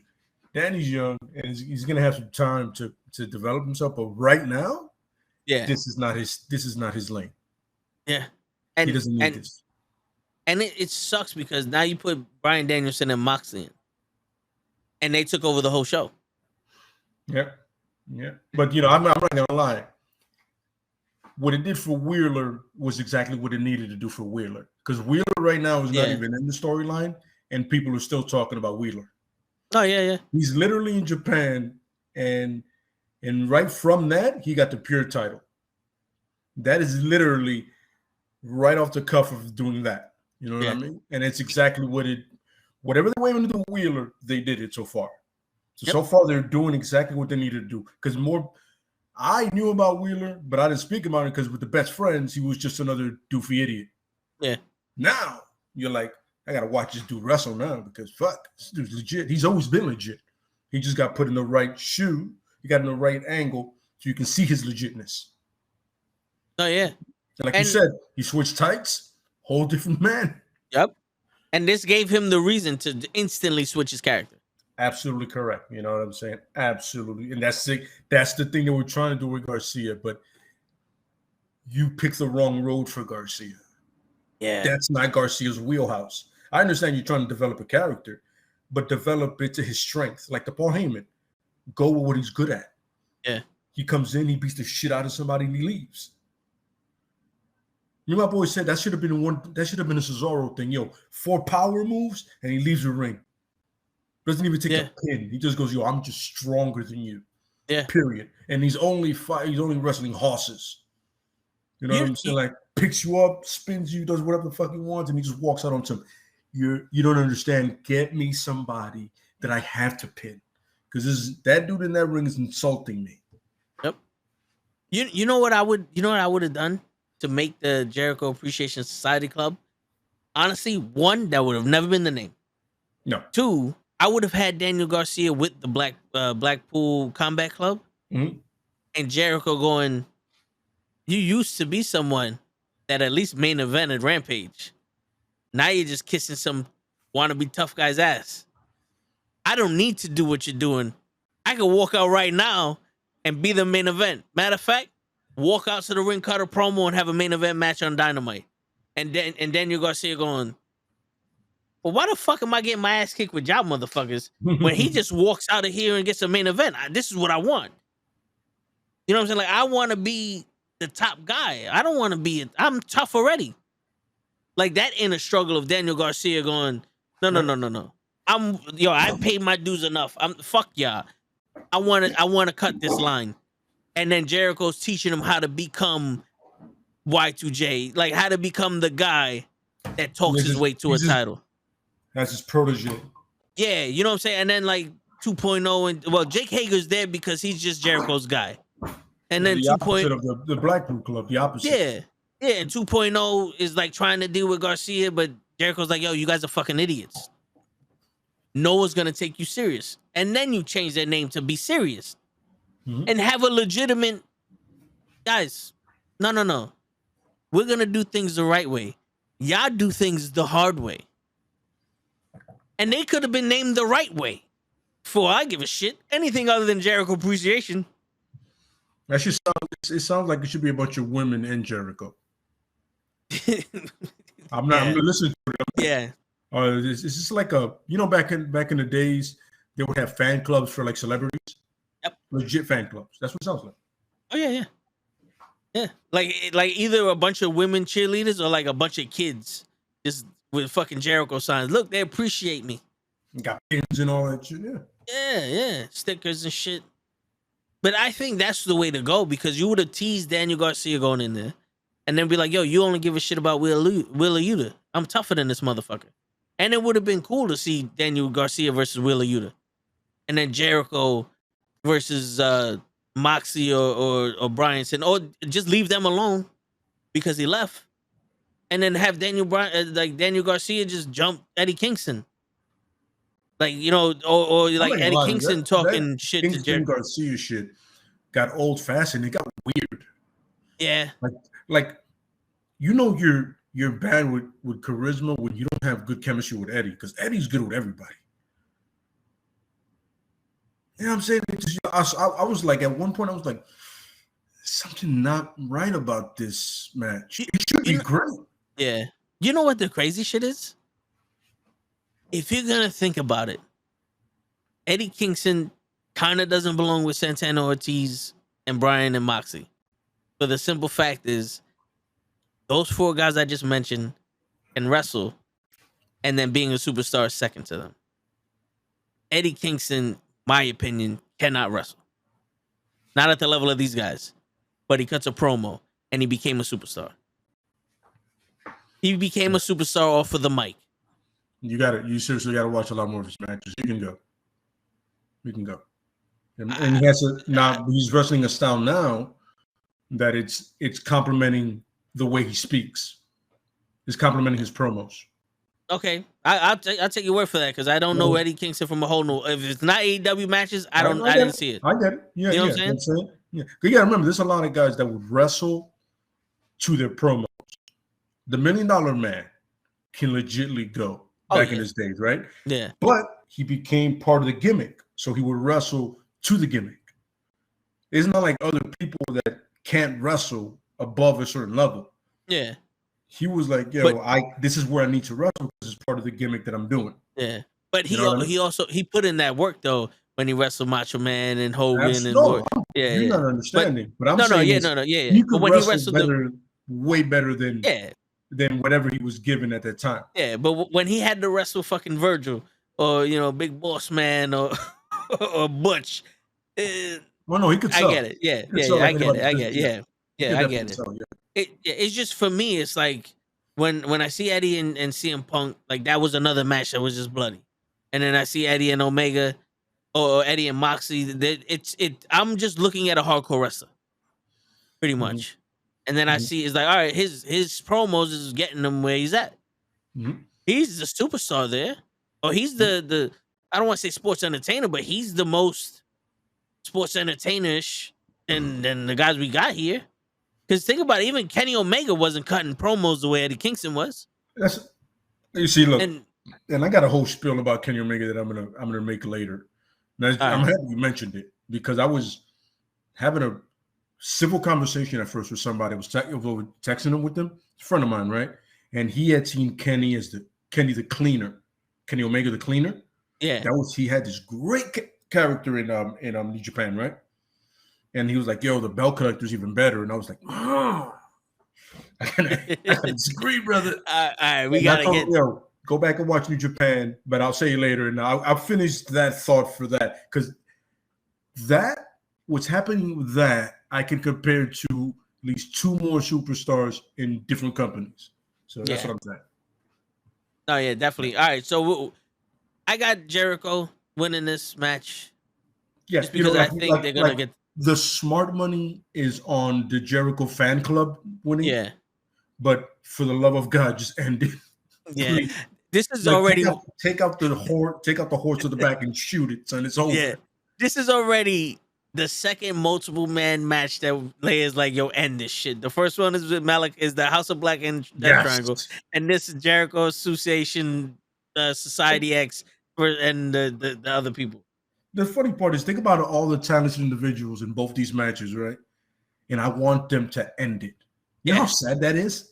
Yeah, that is sad. Because they have a potential of stealing the show. At least the Death Triangle House of Black, but still. All right. So, what if Santana? If they would have put like this, I mentioned a question here for Chris. Yeah. I got it up on the heel, right? On Moxley and them, that would be extremely interesting, because then Wheeler comes back, you have that 3-on-3, and then right there, literally at that moment, you introduce the trios titles. Boom. And now you made something interesting, because Eddie's a great heel, then Santana Ortiz are great heels too. Yeah. And now you have another trio for a title that needs. Look, the Death Triangle is literally that's literally. I feel they should be the first champions. I do too. The Elite, Word. you know what I'm saying? Because before they became the Elite, these guys were the Death Triangle already, so it makes sense for them to do it. Saying, and then the Elite's gonna get there. They're gonna get it down the line eventually. I've already explained how that should happen. If you go back a couple episodes, I explained how they should do that. But that would be interesting because then you have these factions. We have like the Blackpool Club. You have Santana Ortiz. You have LAX. I'm not gonna go through all the fucking names again. I'm not doing it again. LAX.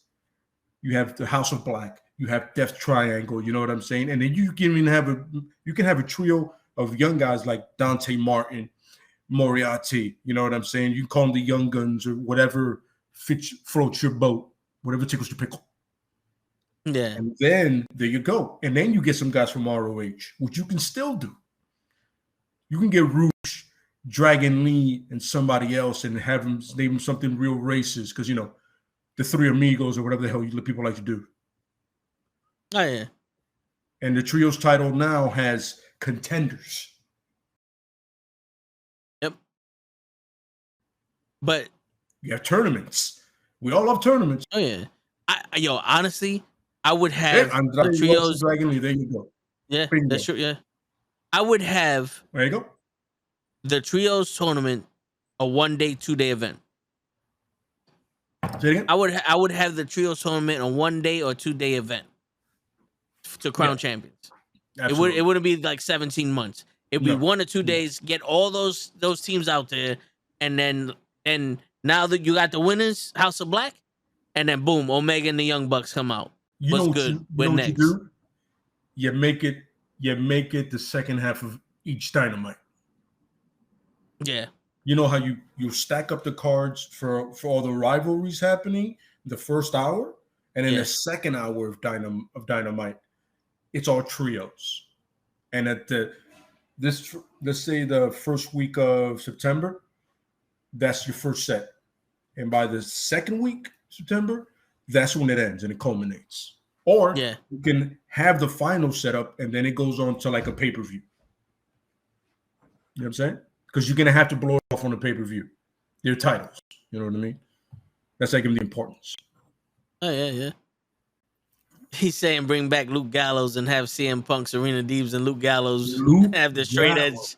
Yo, I'm not going to lie to you. It would be funny, just a segment of them. He goes, hey, I don't know you. Yeah, right? I feel like we did something on the edge together somewhere. Or like Serena Deebs is looking at Luke, talking to Luke, and then right behind the CM Punk wall, she goes, I'm not cutting my hair. And just walks away. I'm not cutting my hair again. Not again. Word, fuck. Or they just look at each other like the Spider-Man meme awkwardly on some. Wait a minute. And then they go, nah. Yeah. Everybody goes their separate ways. Yeah, that would be fun. And then you see like Anderson go, what was that? He goes, deja vu. That would be fun. I'm not gonna lie, that would be fun. Speaking of Serena Deebs, the next match we got Thunder Rosa and Serena Deebs. I like what you pitched. Serena wins it, then Thunder Rosa gets it back. Because remember back in the days when people used to, go back and forth with the titles? Yeah. Like lose it and get it back. And it's not a bad thing to do. Because first of all, people are talking about her Thunder Rosa's thing is stale, right? I can shoot some life into it. You know what I mean? You know what I'm saying? Yep. And you know what people need to do now is have when somebody loses, they have to start all over. That has gone away in wrestling. Nobody starts from the bottom anymore.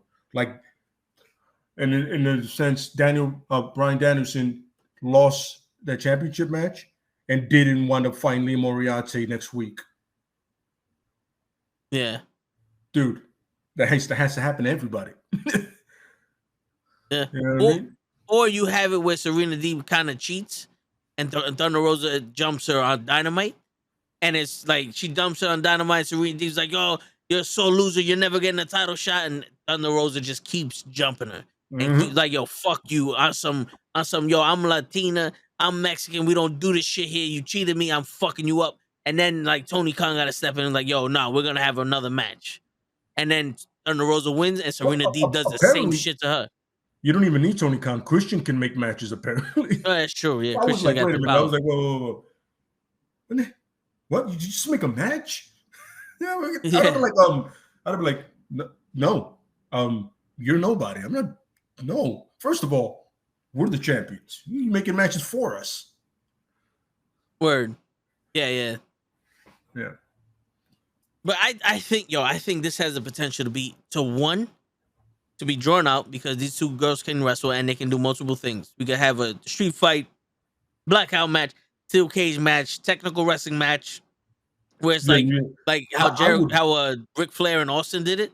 I would love to have that the different falls matches. You know, yeah, 2 out of 3. That would be dope. Yeah, but I want each one to be different. Like it's just win by submission, pinfall, and somebody where you just lay somebody out completely. There's three stages of hell. Yes, right? yes. That was Austin and Triple H, right? HBK and Triple H. Yeah, they had a ladder match, a cage match, and a regular match. Let's stay away from the ladder match because AEW. Yeah. Listen, I love you guys, but Jesus Christ, these ladder matches, man. Yeah, it's just jump off the ladder. Man. Give it a rest. It kind of looks like that kid that learned how to dive and now just jumps off the diving board over and over and over again. It's like, yo, bro, the ladder could be used for other things. Look, Darby Allin in a ladder match, I got no problem with because the young blood doesn't care about his life. Yeah, but apparently he's one of the toughest built motherfuckers on God's green earth because him and Phoenix have to be two of the toughest motherfuckers I've ever seen in my life. Yeah, my man Phoenix turned his arm all kinds of the wrong way. All he did was sprain it. I was like, and then Darby jumps off of everything back first, eats the spine of everything. Yeah, so like that, I got no problem with now. Serena and her, I'm not saying they can't do it, but I prefer to them in the ring. Yeah. In the ring, being the best at what they are. And those two are the best female wrestlers in the business ever. Yeah, because imagine the first fall goes to Serena and it's a fucking submissions match. Then the second fall is like a lights out match and you give that to Rosa. The third one now is the rubber match and it's something that neither one of them are good at. Absolutely. You know what I'm saying? It's like they have to get creative. They have to get creative in the way that they win. Yep. You know what I mean? Yeah, I agree. It's something. That's the way you blow off a feud. Yep. Like I've proven I'm better than you at least 2 out of 3 times today. Yep. In this, and don't give them 10 minutes. You got to make it half an hour, which I'm almost 45. Don't screw them. Yeah. You know what I mean? Because it won't be believable. Don't look at them as women. Look at them as wrestlers. Absolutely. Give them the time. Give them the time for that shit. Which idea was that? I'm sorry, Chris. Do you think Thunder Rosa? An idea? Honestly. What, the stable? You can have Thunder Rosa form a female stable with Serena Deeb, and also Serena. Like have them have their own women's stable. You know what's funny? I'm not gonna lie to you. If you do a women's stable correctly, which you probably should do, you should have a women's championship stable. You know what I mean? Like, Martinez is definitely your muscle. Yep. Let's be honest about it. And then you get some tag team women's champion in there, right? And then you can have your ROH champion, your your AEW champion, and your tag team champs, one from ROH and one from AEW, and that's how you get that mix going. Yep. And they're all champions. Think of the bloodline, but it's literally makes sense that all these women are coming together because they're the best of both companies. Like a main event mafia. Yeah. You own 2 companies, so you might want to put them together. Word. You know what I mean? That's how I feel like it balances. It's 2 and 2.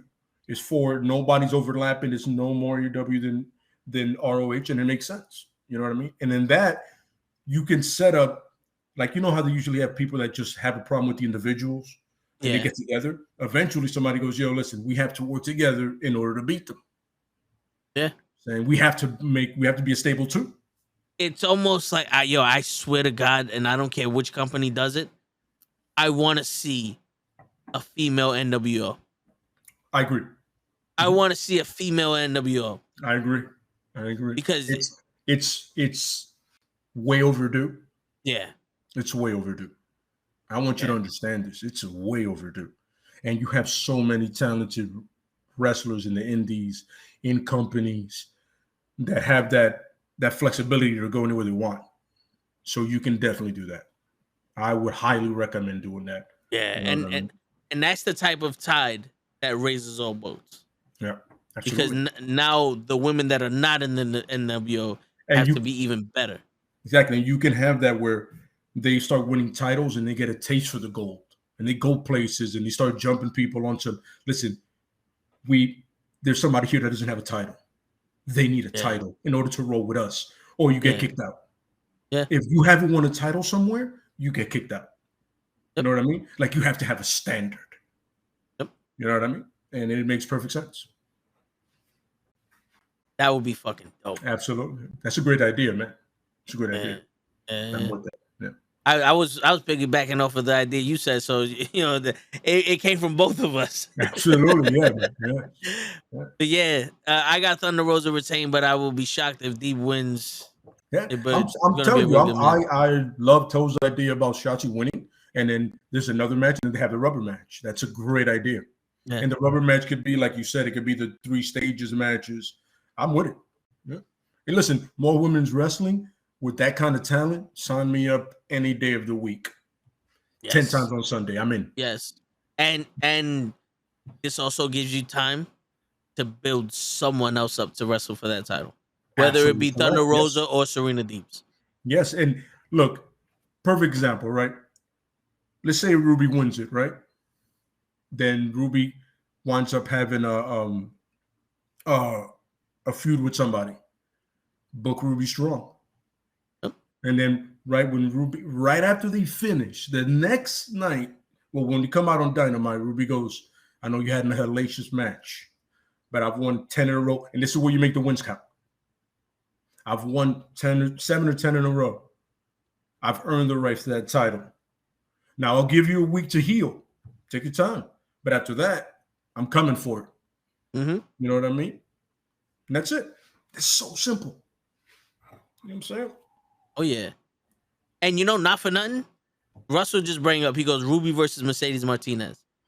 How would you feel about Mercedes Martinez being the one to end Jade Cargill's streak? There's nothing wrong with that.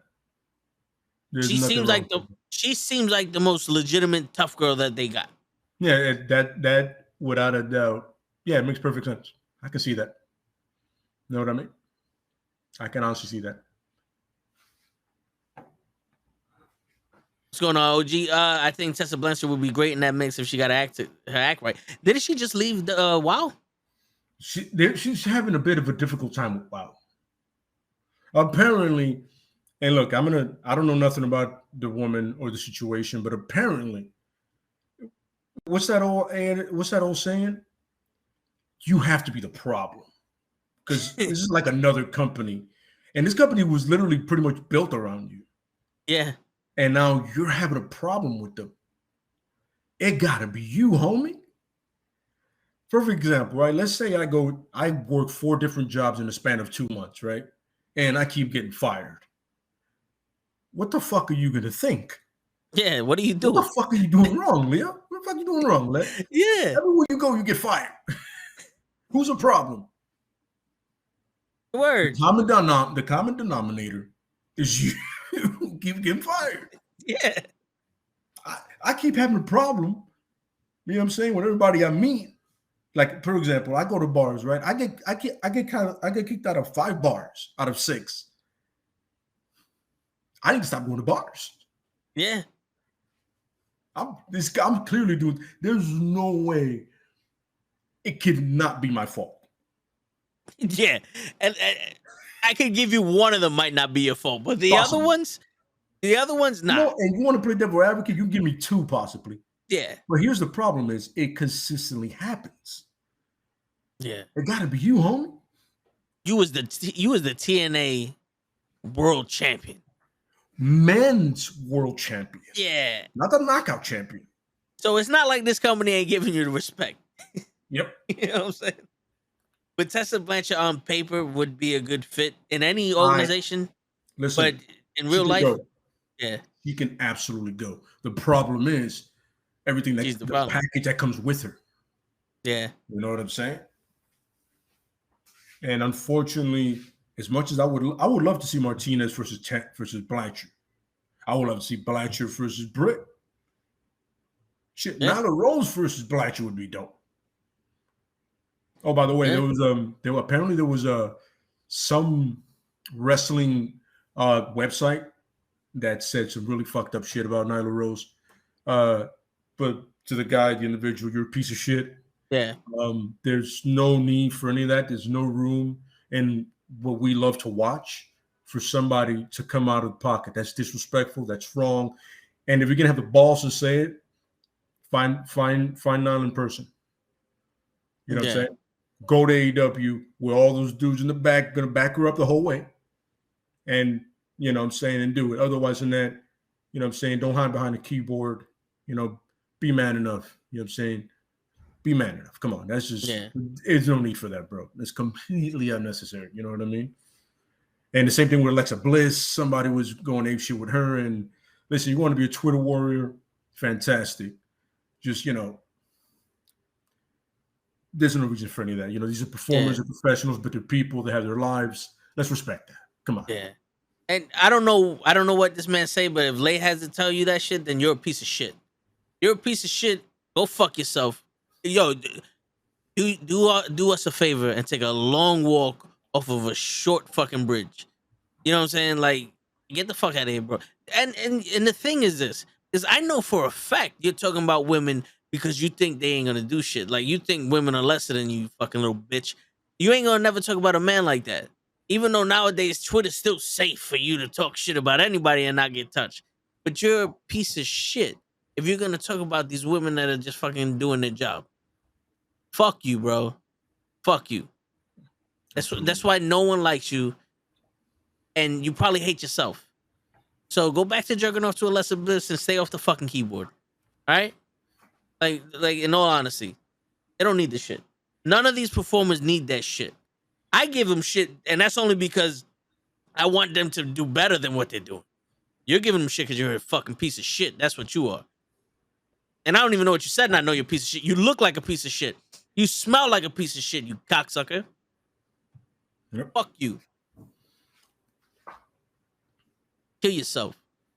Anyway, all right, before we get to the next match, Lay, and I also like your idea of the female bloodline, but it's not related in AEW. Britt Baker 1, 2, Ty Conti, and Anna Jay. Sorry, but that could be something that people don't like, but Ty Conti, so... But you know, the funny thing is, Ty Conti is in a position not to be liked.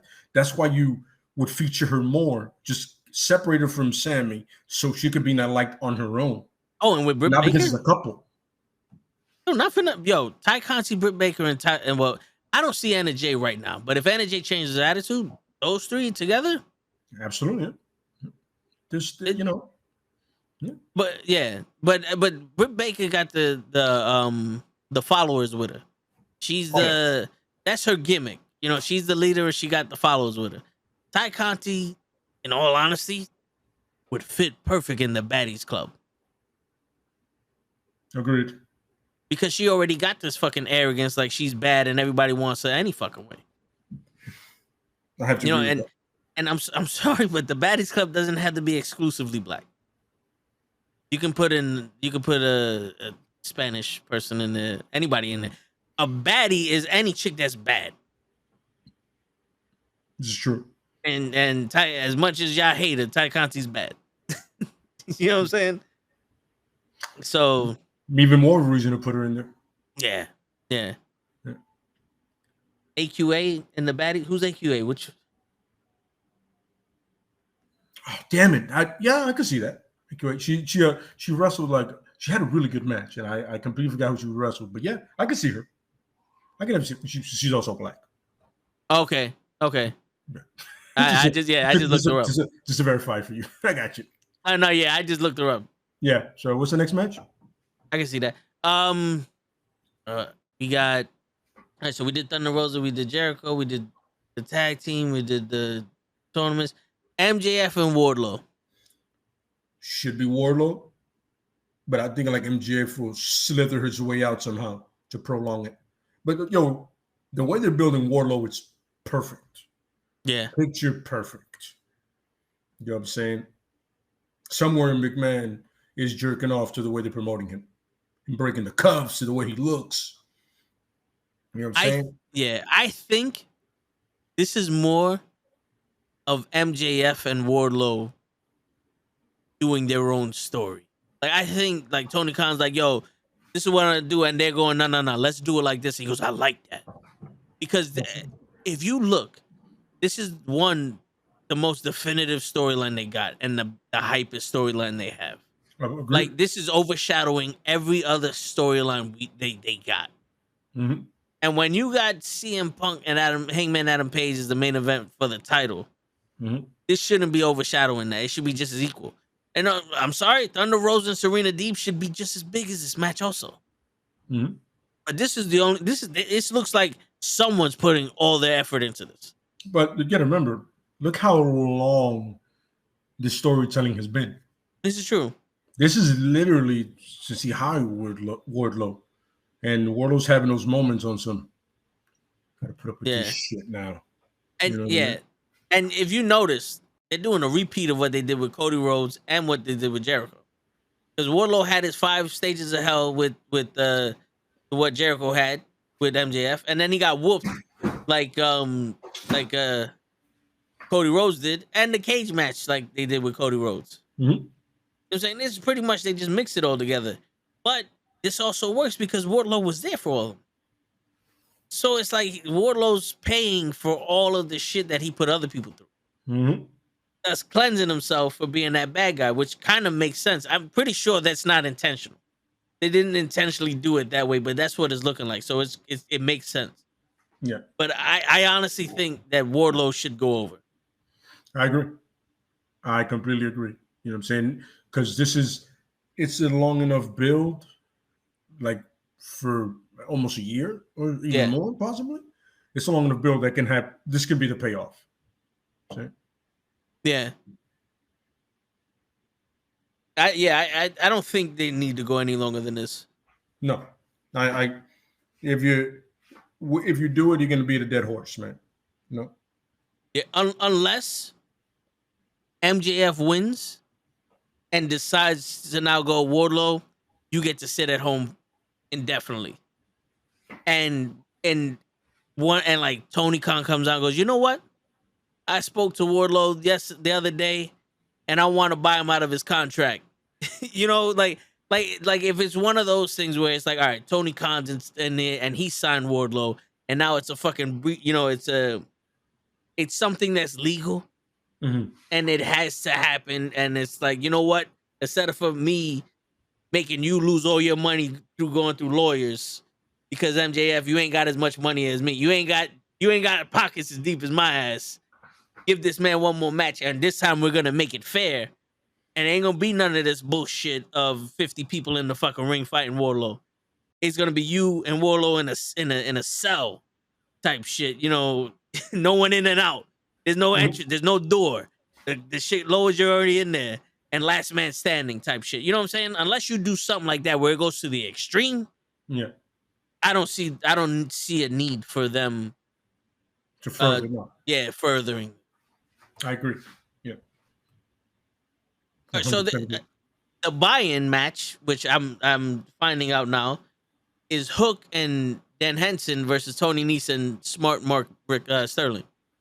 Well, you guys know how I feel about Hook. Yeah, I sold on him, but it should Hook and Hauser should win. Dan Hauser should win. Yeah, because you clearly have this like odd couple thing going with them. You know. Yeah, I believe so also. So there's 10 matches. I'm sorry. The last match is Hangman and CM Punk. Should be Punk. You think Punk? All right, you want to see Punk? Punk should definitely go. Remember, I told you in my booking, a whole year Punk is away from the title scene. It's been longer than a year. See? It's been a little longer than so he can get into it right now. See? And then you get that heel Punk, and there's not too many better heels in the business than Punk when he's a heel. You know what I'm saying? His promos get sharper, and he's able to do this stuff. So yeah, I would have no problem. And I know people are not gonna be fans of this, but Hangman's title reign has been great. You know what I'm saying? So we can put it on somebody that can elevate the title just on promos alone. Yeah. And then you give somebody young or somebody else, a good solid face, possibly Wardlow, because you people love big hoss fellas getting it. You know what I'm saying? But or one of the 40,000 WWE guys you signed, or crazy idea, maybe one of your originals. You know what's crazy? When you said Punk, I was surprised because I felt like the only one that can win this is Hangman. But then when you said Punk, it instantly made me go, CM Punk, a heel champion, facing the originals like Jungle Boy and Darby Allin again, and Penta, and all these guys that are not WWE guys. Because he already fought Moxley, he already fought Bryanson, he already fought all these people. You know what I'm saying? Like, let's get some new bloods in there. CM Punk and Samoa Joe. It's like, let's get some new bloods in the title picture, and what better way to get new bloods in there than to have a heel bad guy, heel champion? Yeah. Absolutely. So, and then I wouldn't put Wardlow to fight him just yet. I'll give him a year or 6 months, or something like that, and then have Wardlow take the title off him if you're gonna do that. Mm-hmm. But I like your idea. Because I'm not gonna lie, I've been saying this since the beginning. I don't see Hangman Page as you guys did. Before he was champion, you guys saw him. He was like, he was like, no, this guy's good. I didn't see it. The same reason why I don't like Moxie and Bryan Danielson. It's just the way they wrestle is off to me. I've always hated that out of nowhere my man can do the impossible when you cut his leg off. Like, why is my man deadlifting 900 pounds when you cut his leg off? You just wrestled for an hour straight. You cut his leg. Like, what? Test him for steroids, please. I'm new sub. Thanks to Gigi. I have a question. Say Sasha Banks goes to AEW at some point, and Sammy Navarro is still there. You think there will be an issue from the past comments he said about her? I thought he apologized to her, right? Apparently, yeah. He apologized. Sammy Navarro. I mean, it'd be awkward. Honestly. But he apologized like face to face to her, and she was able to tell him why that was, offensive and all, and he understood that. I think they put it past each other. Do I think they're gonna be best friends? No. But if Sasha Banks goes to AEW, that would be something, because you would think like Lay's already convinced she's going to Hollywood. Yeah, that's my thing. Focus on her acting career. Yeah. Like, as much as Sasha Banks wants to be a wrestler, I think she wants to be a WWE wrestler. I'm pretty sure there's a bunch of people like Miz. I'm pretty sure he wants to wrestle in the WWE. He doesn't want to go to New Japan and do all that stuff. Like, I know Sasha trained in New Japan, trained in Japan and Mexico to learn different styles. And she would be great in AEW and anywhere else she went, because, she found herself. Absolutely. But I don't think she would go there unless she failed as an actress. Yeah, it has to be the that option, Yeah, absolutely. Oh, thank you for the sub, by the way. Yeah, thanks. Price. I'm gonna call you that because I can't pronounce that first. Maybe you can, Lay.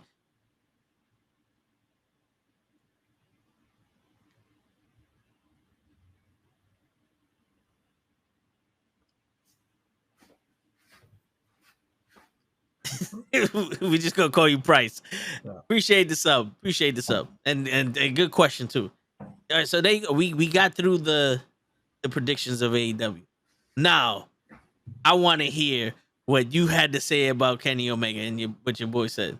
All right, so La Nic La Nique La Nickel. Is that what? Is that how you? La Niquel. La Niquel. Anyway, All right. Yeah, there you go. Appreciate it, show. thank you, Joe.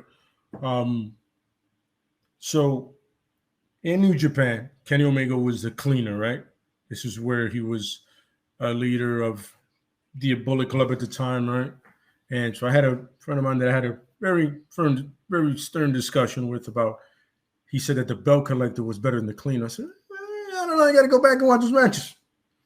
I felt that the cleaner was a better all around character, and then the character also came out during the matches.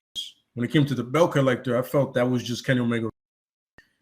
The belt collector wasn't in the match. That character wasn't in the match. That was just Kenny on autopilot, just being Kenny. Yeah. A great wrestler, you know what I mean? But I don't feel like the character ever came out. That belt collector character, you know. With the cleaner, it always came out. You know what I mean? Always. His promos or everything that he did, it was just like it just oozed out everything he did. All of his matches, everything. The belt collector, I was like, it's like a shell of the cleaner. You know, it's like I was just like a low budget. I can see you know that. What I'm saying? Like I could definitely see it wasn't as big. You know what I mean? Yeah, because it almost looked difficult for him. Mm-hmm. Outside of his wrestling, it looked difficult. But those promos, like it, I'll tell you this. It looked like if a Japanese man tried to play an American. Yeah, it was a lot. Some of it seemed uncomfortable almost. Yeah, like he was over the top with the glasses. Like he was trying to be a 1980s heel from like a fucking territory instead of for like, you know, someone who's on TV. Yeah. You know? Yeah. So, you know, that was the thing where if you get a chance to see anything of the cleaner, you know what I mean, you'll instantly go, that's the top guy. Now, I'm not saying Kenny wasn't the top guy in AEW when he was a belt collector, but he wasn't the cleaner. It wasn't the character was not the same. It didn't have the same feel. Like I said, it felt like it's like the off-brand cleaner, you know? Like not quite cleaner. The ShopRite cleaner. Yeah, exactly. You know he wasn't tied. Absolutely, yes. It was really weird to hear that from somebody. You know, that statement was about as shocking as the Seth is better than Finn, and as disrespectful. Yeah, it is. Yep, it is. And I'm never letting that go. You know who you are. Oh yeah, never letting that go. Yeah, you've seen him in New Japan. How dare you? You know what the thing is? The WWE likes to fuck everything up when it comes to wrestling. Mm-hmm. If you do not have the mind to sell a product that you did not come up with, you can't make it in WWE. Mm-hmm. Because you know how everybody likes to go, everybody has the 5 moves of doom. Bullshit. Because Seth Rollins and the Shield did not have 5 moves. When Seth Rollins was the guy that teamed up with the Authority, he didn't have fucking 5 moves. He became 5 moves Betty when he became a top guy that he needed to be in the title picture all the time. When he became a main event player, that's when they did the 5 moves shit.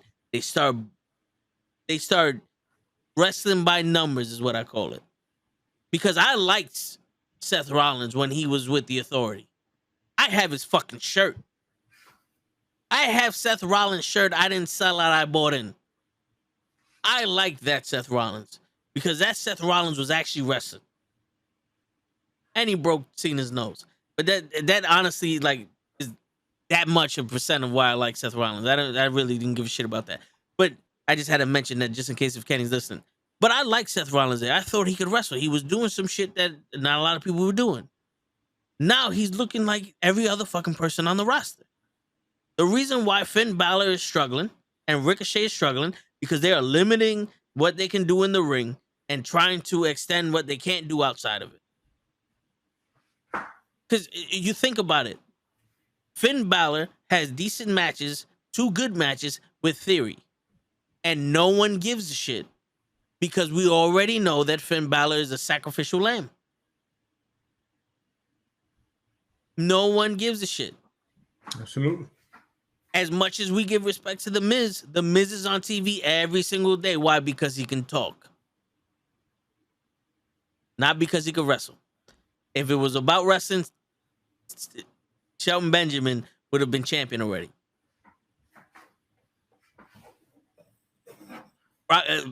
Roman Reigns wouldn't need Paul Heyman to talk.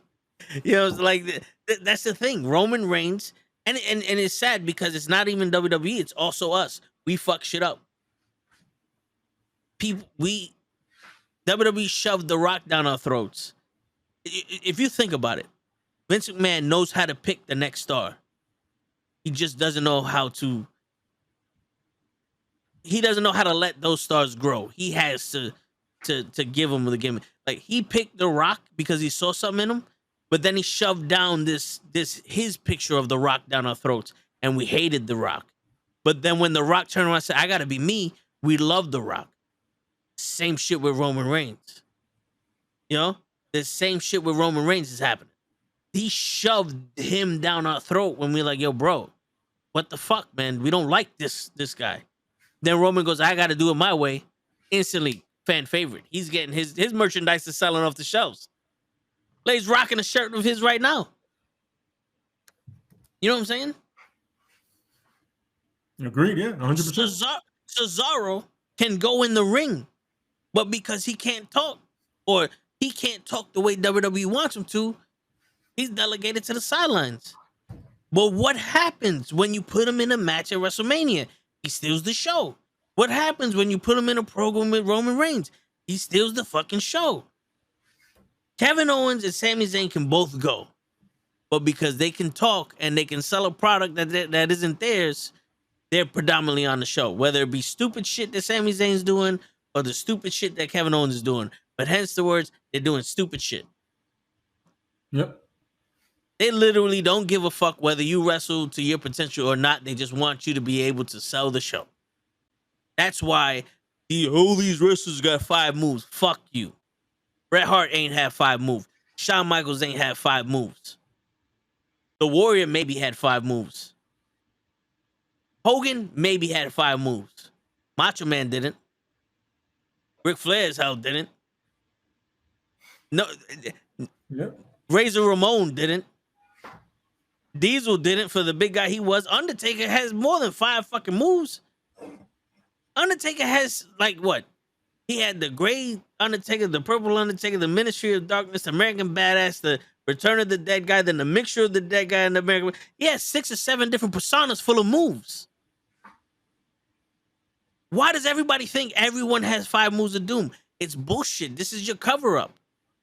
This is your fucking cover-up. That's like everybody got a podcast. Not everybody has a Wrestling with Knuckleheads podcast. Not everybody has a TV show. You know what I'm saying? Like, let's get this shit straight right now. No. Just because Cena had 5 fucking moves and Hogan had 5 fucking moves in the WWE, because in New Japan, he had more. But just because they got away with it doesn't mean that you could go, everybody had it. And if you're going to sit there and say everybody had it, it's disrespectful to the rest of the fucking wrestlers. Sorry. It's disrespectful. It's disrespectful. You know who has 5 moves? Charlotte Flair. We see the same moves every fucking match. And you know when she didn't have 5 moves? When she was in NXT, when she was Charlotte. Agreed. So now what? Fuck yeah. I don't know where I'm going with it because I took the long way to it. But the WWE wants to fuck everything up. So there you go. Yep. Couldn't agree more. Yeah. So, but I do. Oh, this is where I was getting at. Kenny Omega had a very difficult time doing this belt collector shit. But in the ring, he looked like the belt collector. Like, he looked like this is the reason why he's the belt collector. Absolutely, yeah. You know? Yeah. I completely agree with that. Yeah, but you see, look, all right, so sure enough, name 5 moves the Undertaker did.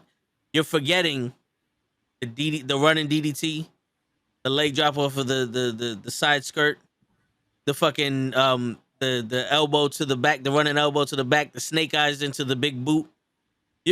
These are more moves that the Undertaker's doing. He does it all the fucking time. Big boot. Yeah, that leg drop that he does in the regular ring, the fucking the that chokehold he does with his legs. What is that shit called? The Hell's MMA Gate. submission. The Hell's Gate. I was thinking of like the actual submission hold in MMA. Yeah, the triangle. Yeah, like he actually has the triangle and that shit. You know, let's keep it funky. Yeah, Dean Malenko, the man of 1,000 holes. Jericho, the man of 1,001 holes. You know, but let's keep it funky. They don't have just 5 moves. You know, let's get that shit out your fucking mind. Maybe some of them do, not all of them. And the ones that don't all have 5 moves, they're the ones that are not doing nothing. And that's why I don't like this Seth Rollins. That and he hurts people. He was hurting people. He hurt Sting and Finn Balor. Those are the 2 most important ones. Like, damn. Because they literally, once he hurt Finn Balor became nothing. He didn't even get usually when champions get hurt, aka Becky Lynch and John Cena, they get immediate title matches. Charlotte Flair, when champions get hurt, they come back and get title shots and they go back to being champions. Not Finn. No. You came back to nothing. Sting got hurt and they said, you know what, Sting? We hope well on your future endeavors. They were like, yo, listen, nah, man, fuck you. Get out of here. Agreed. Yeah. Fucking weird. Rey Mysterio doesn't have 5 moves. No. As a luchador, you have to have more than 5. Yeah. Yeah. I think it's in your contract. Word. Yeah. It's like, bro, if the WWE turn around and says, yo, Cedric Alexander, go out there with Ricochet, put on a banger. You got 20 minutes. That'll be the best match. That will be the best match you watched all year. And that's Cedric Alexander and Ricochet. 2 people the WWE ain't doing shit with. Agreed. And one of them is an IC champ. Is the IC champ? Yeah. Bet you didn't know that. That should be on the fucking trivia game we do on Monday. Who's the IC champion? Who's the IC champ? Shit. You know? That's a good one. Yeah, that would be funny. Look at Chad Gable. In these tag team matches and the one-on-ones matches he's having, he is fucking doing phenomenal. He's proven to be the next Kurt Angle pretty much with the shit he's doing. Mm-hmm. And the only way he's getting a push is because he's going out there and telling people, shoosh. No, thank you. If he never started doing that, he would be nowhere to be seen. Yep. He would be nowhere to be seen. Agreed. That's 90% of the reason why everybody wants someone to go to AEW. It's like, yo, Keith Lee's not in WWE no more. I want him to go to AEW. Why? Because he can wrestle in AEW. He doesn't need to put on a gladiator outfit. We don't need to change his name to Battle Cat, even though his name was Bearcat, but we call him Battle Cat here as a Kenny. Shorty G? Yeah, Shorty G. Which that didn't go over. Shit. I wanted that shit to end. The name, the minute they named him Shorty G, I said, no, we got to end this now. Shining Wizard, the corkscrew, Shining Wizard corkscrew. He had the moonsault. He had that whipping elbow. Yeah, the whipping elbow. I don't count the miss. He had the dragon. He had the dragon sleeper, and I believe the tiger suplex. Yeah, he also the dragon suplex. One of those 2. He also had the dragon screw leg whip. I remember that. Dragon screw leg whip. Yeah. If I'm not mistaken, didn't he also do a sharpshooter or a single leg crab or some shit like that? Yeah, no, I think it was either a tiger lock or the dragon lock or something like that. It's one of those 2. Yeah. Yeah. I can name a couple of moves from the Great Muta. I was a huge fan of his. Oh yeah. Shit, you gotta be able to fill an hour. He started the Shining Wizard. And well, pretty much Adam Cole's move. Yeah. I loved his elbow, the little front bow. That's quick snapping Yeah. elbow. Mm-hmm. Yeah. Oh man. And what? Yo, I don't know if you guys remember this, but not last Monday, but the Monday that Kenny wasn't on, we had Bad Blood on Raw for about 5 minutes before he had to go. His name is Bad Blood, and I wanted to ask him if he got that name from the Great Muda's character in WCW versus the World for PlayStation 1. Because WCW was slick. They took all the New Japan Pro wrestlers and just changed their fucking names. So they changed Great Muda's name from Great Muda to Bad Blood. And he was the best wrestler in that game, so I want to know if he got it from him. You know what I'm saying? That was just my thinking, but I didn't get a chance to ask him. But yeah, man, a lot of these fucking people, you can't have 5 moves, especially generic moves. Yep. Like shoulder blocks and a fucking fist drop cannot be on your move list. Like Ted DiBiase did a fist drop, but that shit was legit. Like my man stiffened up and just landed straight down like blah. Like no one else did a fist drop like that. But that wasn't a part of his move list. That was just something he did. Yep. Like, come on, man. You think Canyon? Well, no one's better than Canyon. Like, who's better than Canyon? No one's better than Canyon. He was the fucking innovator of offense. You think he had just 5 moves? You think Booker T just has 5 moves? Come on. Shit. One of the greatest wrestlers we've seen. Booker T. Even Triple H had more than 5 moves. Yeah. One of them was when he's called the game. He better. Yeah. One of them was called burying motherfuckers. Yeah, that was his best move. I'm here all week, ladies and gentlemen. I had to do that one for Lay. I had to do that one for the culture. Cena had 6 moves in because he would bury motherfuckers all the time too. Yeah, sure. That was the biggest move of Doom. Yeah, the Nexus. Ooh, that was the Nexus. Got the Hiroshima bomb. Shit, they wasn't even fucking around with that one. Crazy. He took down a stable of 10 in one move. Yeah, man. The second coming of the NWO. I don't think I'd ever agree with Edge, but I was like, yo, Edge and Jericho were right. You're an idiot. Yeah. They were both on some. They should definitely go over. Yeah. Fucking idiot. Yeah. Yeah, but, so what else we got? Somebody said something about if any surprises for the Double or Nothing.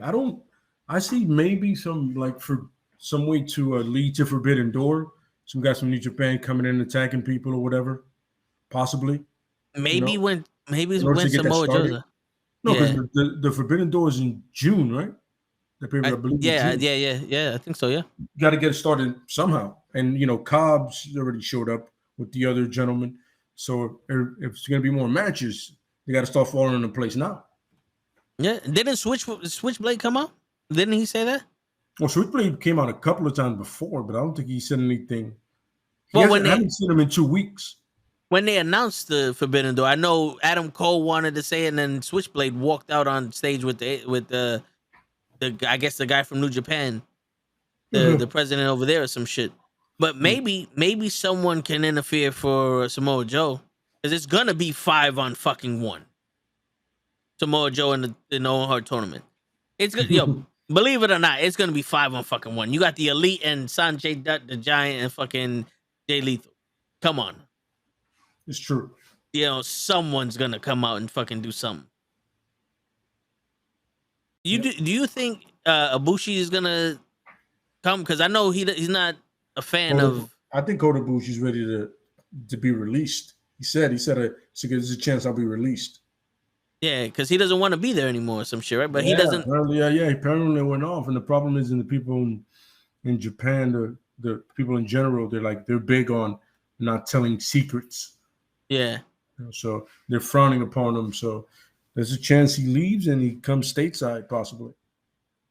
Hey, I mean, if you're him, you go AEW because he didn't like WWE. I know they offered him a contract. He was like, nah. Cruiserweight Classic. He was like, I'm not signing with you guys. Yeah, he's like, nah, I'm good. He said, yeah, I might. Yeah. He's like, fuck this. I seen what you did to Nakamura. I'm not old enough for WWE. Yeah. It's When weird, yeah. the next pay-per-view is in late June, right? That's the Hell in a Cell. I believe so. How do you feel about the Seth Rollins Cody Rhodes shit ending in a I Hell in a thought Cell? I should have ended. I felt like it should have ended after that match, that first match. It should have ended right there. Yeah. I said, "Oh, you didn't know you were surprised. Move on. It's okay. Let Cody have his rivalry with somebody else." Yeah. That's it. That's the thing is, man. You're just prolonging something, man. For no reason. No. If you beat him twice, why are you gonna challenge him again? For that, kill him. Like, it's the same shit Ronda Rousey did with Misha Tate. You beat her twice, and you're still fucking gonna sit there and be like, yo, fuck this bitch. Kill her. Yeah. Obviously, fighting ain't gonna help. Yeah. You're gonna keep coming back. Yeah. Like, how many, the saying used to be, what do you tell a man with two black eyes? Nothing, because he's already been told twice. When you're doing the telling and you don't shut the fuck up, it's like, yo, bro, I think she got the point. I think he got the point. Absolutely. And that's a funny thing, right? They had this match at WrestleMania, right? And it should have ended at WrestleMania. But look, like 2 months and a half later, you're pretty much gonna get the same match. Yeah. Why? And now I've seen this twice. Yep. Now it's in a Hell in a Cell, which, to be honest with you, I would rather see Bobby Lashley and almost in a Hell in a Cell. I agree. Because how do you have a match and the winner of the match gets to choose the stipulation for their match at a pay-per-view called, a premium live event called Hell in a Cell, which is named after your match? What? All right, Joe, come on. We'll stay on another 20 minutes for you. Give me 1 second. I gotta go back. Do you think? Yeah, but it's like that. That don't make no sense. You have a pay-per-view called Hell in a Cell, which is a match, and then you got guys making a stipulation for their match at Hell in a Cell. It should be a Hell in a Cell match. I don't know what Cody Rhodes and Seth Rollins are doing in the Hell in a Cell. It's not like they have people interfering all the time. Like, the Hell in a Cell usually keep people out. Like, that's what the original shit was, to keep DX out and to trap Shawn Michaels in with The Undertaker. That's what the Hell in a Cell is for. Why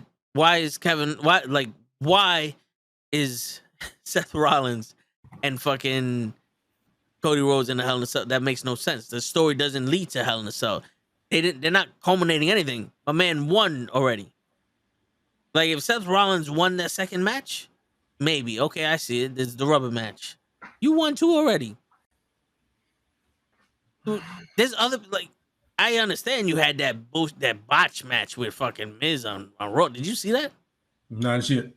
Oh, dude, you want to talk about Botch City? That match was hard to watch, and we wasn't even watching it. Like, the Miz and Rhodes looked so off. Like, damn. See, this is where Blade would be like, "That's why the Miz is ass." But yeah, I'm not gonna put it past Cody either. No, yeah. They both had their shit. Yep. I don't even know who's Roman's fighting. They're talking about Riddle might fight Roman in the Hell in a Cell, which be honest, like, what? Riddle, Hell in a Cell, Bank, and then Drew at that castle, some shit. Yeah. I think it's in London. I think. Yep. That's supposed to be, because remember, he's not going to do a lot of house shows or SmackDowns now. Yeah, because they've been building up Drew McIntyre to be the new number one contender, but I guess they're waiting for him to be in London so he can win in his hometown or some bullshit. But why would Riddle get a shot? Like, this is the thing. The Usos took out Randy Orton. Why are you wrestling Roman Reigns? Like, it would have made sense if the Usos and Randy Orton or an RK Bro had a Hell in a Cell match for the titles. Because it's like, all right, we're gonna end this right here and now. It doesn't make sense that my cousins kicked you and your partner's ass, so now I'm gonna kick your ass. No. You're supposed to earn this. And you're coming off a loss. Yeah. When did you earn any one of these titles I got? A shot. When did you earn a shot at these? You're a loser. Get out of here.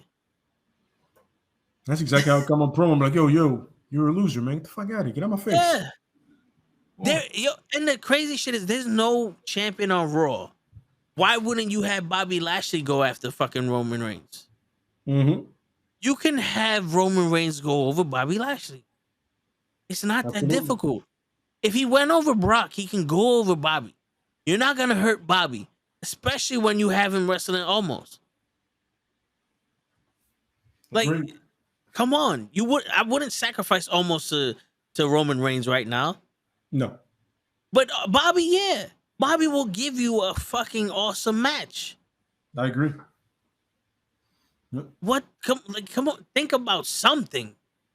Come on, bro. Like, really. Think about something. Oh, yeah. You just got... it's frustrating, but yeah. And the funny thing is, you're limited on contenders. Yeah. Because I don't even know how many people are in WWE, but they fucking... It's not enough to name someone who can wrestle Roman Reigns. I agree. I don't know, man. It's stupid. Yeah, we waiting on show right now so he give us his 2 cents. But so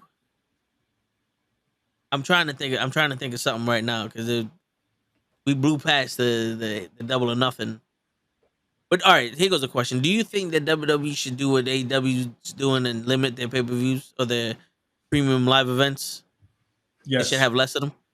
I agree. It'll make them more important, and you have less filler matches. That is true. Yeah, especially then your storylines should have to matter at that point. Yeah. Otherwise, no, they have to matter. Because they're going to lead to one of the 4 major pay-per-views or 5 or whatever. Yeah. And hopefully they won't look like a fucking Raw or SmackDown. All these premium live events are starting to feel like Raw or SmackDown. Yep. I agree. Yep. So in order to make everything else feel important, less. Less is more. Yeah. Especially when it's free. This is true. Yeah. Who would you give the next tag team title shot to? Probably in WWE. Probably the Street Profits. I mean, because there's really no option out there, man. There isn't.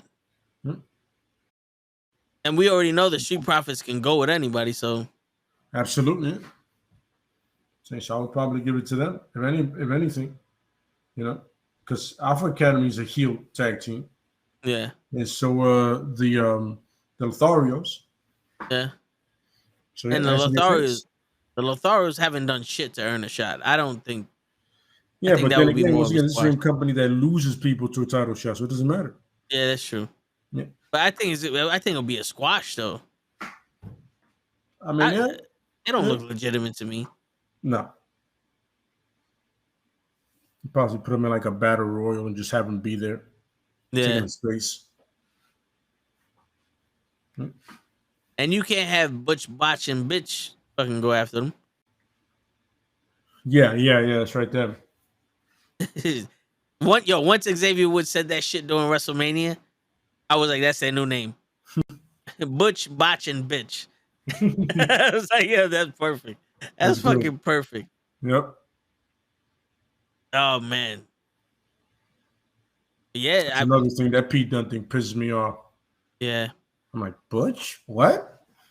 He could have been, not for nothing. He should have been the guy you built your Intercontinental title. If you're not going to do it with Walter, do it with him. I agree. I completely agree. Because he was pretty much defending his UK title the way most people defend the IC title. Yeah. He had it. I'm saying heavyweight championship. He was everywhere. Yep. Because if there's anything we learned from AEW and from WWE, you can't build a title on a face. Sammy Guevara was a face when he was TNT champion. Now he's a bad guy, but he didn't do shit to it. Didn't you want to go off on one of those too? What's that?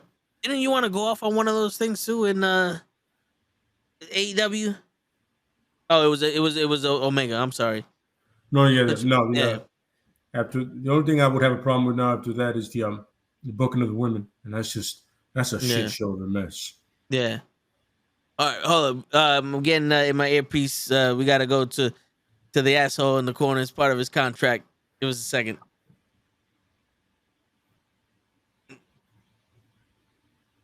What's that mean?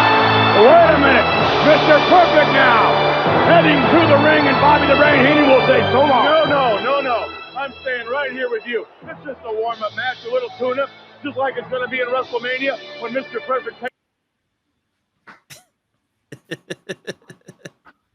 Cut it, bro. Cut it. I fucked everything up. Where's my towel? Where's Bobby?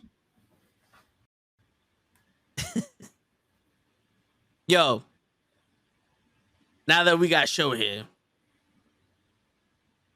and he's not listening, he's fucking with his camera. I forgot. I wanted to go off on something. Mm.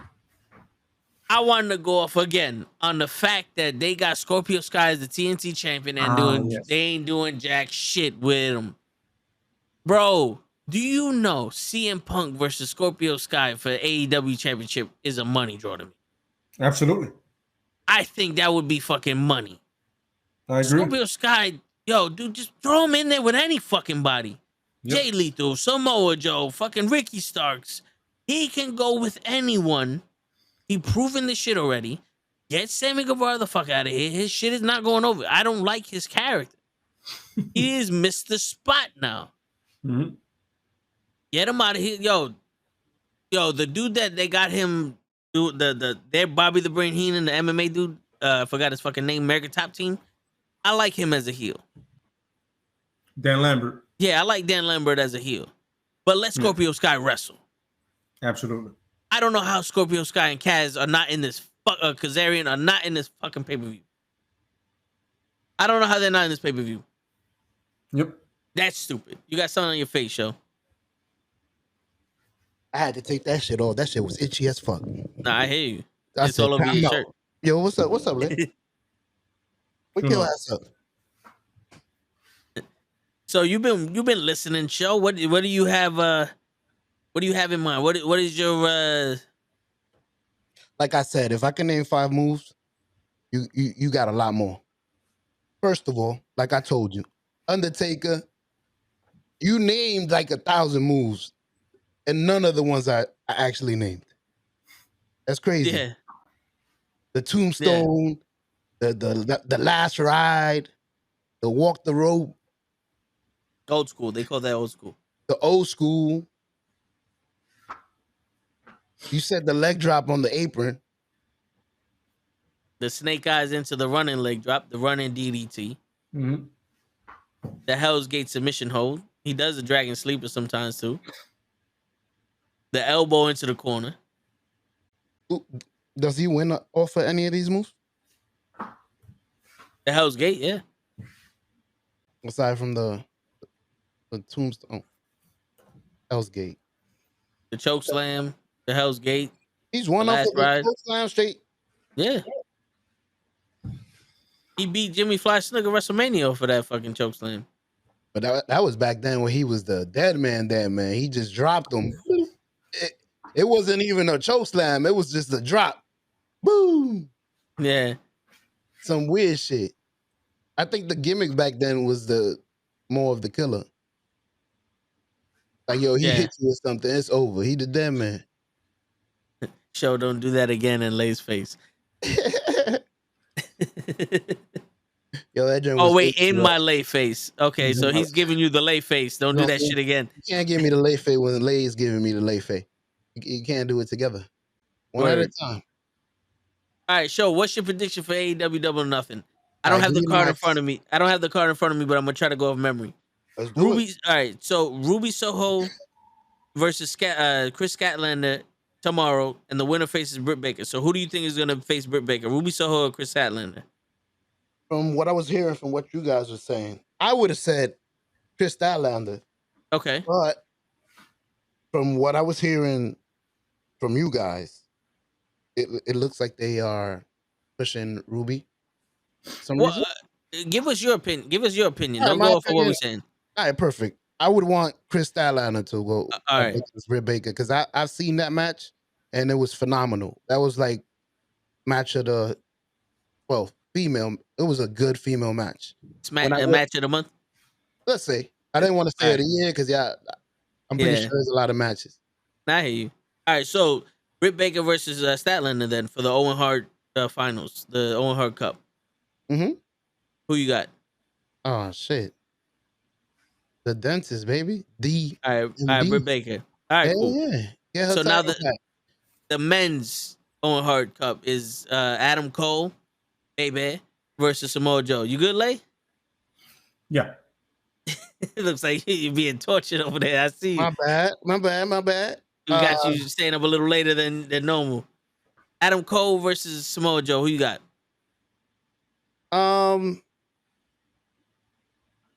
I would like Adam Cole to win. Okay. I'm one of the rare Adam Cole fans, I guess. But Samoa Joe, like I said, he's Samoa Joe everywhere he goes. Yep. It's like he's never watered down, bro. It's kick ass with a towel on my neck. That might be my next address. There you go. Thank you. There you go. Samoa Joe, baby. The Jericho Appreciation Society versus Moxley, Bryan Danielson, Santana Ortiz, and Eddie Kingston. I want personally I would want Danielson to win. Okay. I feel like he's doing exactly what he said he would do. Grab a couple of guys, put them out there in the limelight. Mm-hmm. All right. So now we got the AEW tag team titles, which is Jurassic Express versus Team Taz, which is Hobbs and Ricky Starks, versus Swerve and Keith Lee. Ooh. Is he ready? Because from what I seen, what I saw today on your screen, my man could barely pull himself over that rope. He almost made it. He ain't make it over. Is he ready to go a full like a good match and then be a champion and actually go on to defend it against different teams? But I would want them to win. I'm sorry to make that answer long. No, I don't know what they'll be able to do with it if Keith Lee is not in shape to actually battle and make a good match. You think Keith Lee could go, Lay? Absolutely. He'll be all right. Keith Lee's gonna be fine. Like he looks like he's. Now I'm not saying he can't go. I'm saying he looks like he's so swole that he's not as athletic like he used to be. Like he brolic. Well, you said no, but he's almost there. He needs a bigger gut. Mark Henry, if he keeps going, he's gonna turn into him. But he's looking strong. Yeah, I like him though. Go ahead.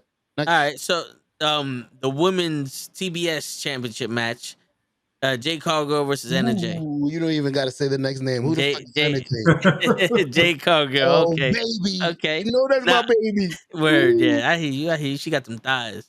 Ooh, she got them thighs. But all right, so then the women's AEW championship, Thunder Rosa versus Serena Deeb. Who you got? I'll give it to Thunder Rosa because I don't want Serena Deeb to defend against Britt Baker. I want Thunder Rosa.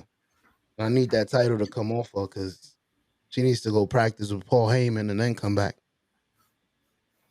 all right. Yeah, let me hold the title. Go fix that mic issue.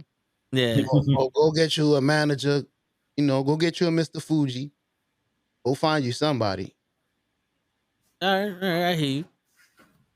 The House of Black versus the Death Triangle. Wait a minute. Damn, that's a difficult one. I'm a fan of the Death Triangle. I think I'm gonna go with that. All right, the Death Triangle. Okay. If Pac whips ass, woo, he could wrestle, bro. No, he can. MJF versus Wardlow. Let me tell you, you stupid idiots. Nah, Warlow was looking nice. Even though I hate that they're using the best heel in the world to put everybody over. Like, let my man be a heel and actually win. The bad guy wins sometime. Shit, I seen OJ get rid of Bruh. Oh, damn. My bad. Anyway, bad guys win sometimes. Why is MJF always? Well, I'm lying because he did beat Jericho like 3 times before Jericho ever beat him. I was getting tired. Like, yo, Jericho, when you gonna beat this man? He was whipping your ass. No, but he was undefeated. He was MJF. Yeah, until Jericho. Until Jericho beat him. Nice. Okay, so now he's giving it back because it seems like he's losing to everybody. He has the best feud with everybody. Your mother stinks, and then after that he loses to them, and then he goes back to somebody else. Your aunt stinks too. And they fight. You know what's crazy, Show? He spent an entire 2 years undefeated. Rivalry with Jericho, and then he finally lost to Jericho. And I can understand where you're going because the next rivalry he had was CM Punk, and then he lost to CM Punk. But this is the rivalry after that, so he only lost twice. Oh, yeah, it's just his rivalries last long. CM Punk. Who else I saw him lose to? Nah, he beat Cody Rhodes in their rivalry. All right, bro. Good night. All right, good night, bro. All right. Yeah, I think I don't know if Warlow's ready, but I did like the last match he had. I don't know if that is enough for me to want him to beat my boy. Yeah, but you're gonna go with Warlow? Yeah, they could have a good ending, something nice, some DQ or something. All right. I think the only other match is the buy-in, but that's Hook and Dan Henson versus fucking Matt. Hook and Dan Henson. I want to pick that match for you. Sometime when y'all awake, y'all gotta explain to me what's this Hook mania. Lay don't even know what the Hook shit is. One time CM Punk said send Hook, and it became a meme, and then they actually let him wrestle, and everybody's like, oh, and then it became a thing where now it's Hook is the guy. Yeah, so that's what. So now the main event: Adam Hangman Page versus CM Punk for the AEW title. Who you got? Ooh, is it already time for CM Punk to become champion? I mean, Adam Page it's not like he doing it first time. It's first time he gonna do something with that belt. You don't like using it? I mean, let me hold that. I mean, you got it in the closet. What's up? I like that belt. I mean, maybe it's time for him. Let's give it to him. Let's see if the ratings go up. Let's test it. Let's see if we could stomp on WWE while they down with all the bullshit they've been going through. Boop. Like going up in ratings down. Let's see what CM Punk could do with it. Not saying that I like how he wrestles yet. He's getting better. I mean, he's warming up. Let him talk and walk around and just talk. I'm the greatest in the world. And then, get into a feud with somebody, or somebody will come out. Somebody new, though. Let my boy, Lady Annabelle, whatever his name is. The what? Look at the they both gave me the face. Who? With Rotunda. Wyndham Rotunda. Oh, okay. Oh shit. Sister I was trying to say Darby Allin. I was what? Nah. Yeah, we was like, a man, the inverted one. They had an exalted one, and now he's the inverted one. Yeah. So him downstairs, Russell, is CM Punk. That's who I was talking about. So yeah, let's see him Punk. Let's see him Punk get this time. Bruh. Russell's over here like, let's give it to him, and like, who the fuck is him? No. Okay, CM Punk. Let's give it a All CM right. Punk. My apologies, Russell. That's all good. Y'all all sleep. I had to go get some coffee. The dog was fucking spitting up everywhere. I had to fix that. I'm sorry I'm late. It's all good, bro. But it's nice to see y'all, man. Yeah. Let's wrap it up because I see y'all tired. My bad. All right, real quick, as fast as you can say, what do you think about the Sasha Banks Naomi situation? We covered that also. Oh, that's a great one. Real quick, I feel like if it's bullshit because I remember back in the days where there was a couple of champions that had attitudes, and sometimes they would use their little power to not want to do something or to not want to put somebody over, or I'm not ready to do this right now, or my back is hurting, or I lost my smile. So, there's a lot of bullshit that go on. It's a good one. Yeah. That it's like it's been done before. Yeah. By the greatest, Stone Cold, Shawn Michaels. I can't name others, but I'm pretty sure it's been done more than that. I'm pretty sure Brock, look what he did to poor Kofi. I'm pretty sure they asked him to have a good, okay match, man. Give him a chance. It's Kofi Mania. He will never beat me. And he whooped his ass in 2 seconds. I love how Brock has the fucking deep end. Yes. That's the voice he should have had. The big man. The big man. You gonna fight a real man, woman? Even though he does speak, he like a little Frank Beer. I'm coming for you. Yeah. Anyway, yeah. You hear that, Brock? Show said you ain't shit. Wait. No. I see what he did to poor little Frank Mir. And Frank Mir is 6'4", looking like a baby in his hands. But anyways, I agree with what they did. They should have wrapped their shit up, and they should have been like, yo, we built these titles, me and Bailey. I feel like you should give us a chance to at least try to make it better.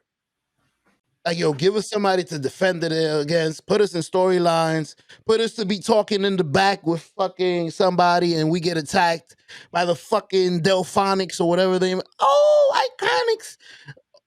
Something. Give me something. A storyline where, oh shit, the women titles are being defended? Because I don't know who the hell they're going to defend it against. And I heard a couple of teams that y'all were building awesome teams. Baszler and somebody else. Shayna Baszler. Baszler. That's the new team. Shayna and Bailey and Shayna Baszler. The Baszler. Oh man. Wow. Shit. But yeah, they Vince McMahon should have budged a little bit. I know he's trying to show his balls, maybe because they females. Because if it would have been males, he probably would have been like, "Don't leave. I think I know what you want," or something. But since this everybody girl, got Vince McMahon does talk like that. He gets upset. Austin. But anyways, he should have budged like he did to many of the other people. Shit, he did it to Hogan. Fucking Yokozuna couldn't even enjoy his moment. Woo! I did it, mama! Woo! I am a real psych. I put up the fuck? Psych. Mr. Fuji, who the fuck is this? Oh, now you gotta defend it against my man. I just won this. Can I enjoy it? Can I take it back to Japan? I'm not even from fucking Japan. But fuck it. I'm gonna go over there. He's gonna go back to Samoa. Hell yeah. I'll go to Japan. I don't know what the fuck they saying because I'm from Samoa. But I look good. Can I enjoy it? Nope. Here comes Hulk Hogan. What? You imagine what would happen, Vincent, if a heel wins WrestleMania? Can I get it? Vince McMahon should have been like, okay, that's a great idea. Fight. I'm gonna give it to somebody else, Hogan. Thank you. Randy, hello? Or somebody. That's what as a boss, word, that's a great idea. Who should I give it to? Me? Nah. Mm-hmm. Randy Macho Man Savage. Get the fuck out of my office. But I'm happy for Sasha, and they have, like I said, they have a lot. So, well, I do want to say one thing quickly. Poor little Naomi, because I feel like she's the one that loses the most in all of this. Sasha's a star. Shit, she's in Mandalorian. Her little cousin is Tupac and Snoop Dogg, and they was in Murder Inc. together. But anyways, she got a lot. She could do a lot of stuff. She could go do movies. She could go, if she go to AEW, I want Britt Baker first, and I want Thunder Rosa. I'm gonna whoop her ass. I'm gonna take Ruby Mierda, because she's trash, throw her out the fucking ring. And what? She'll kill it over there.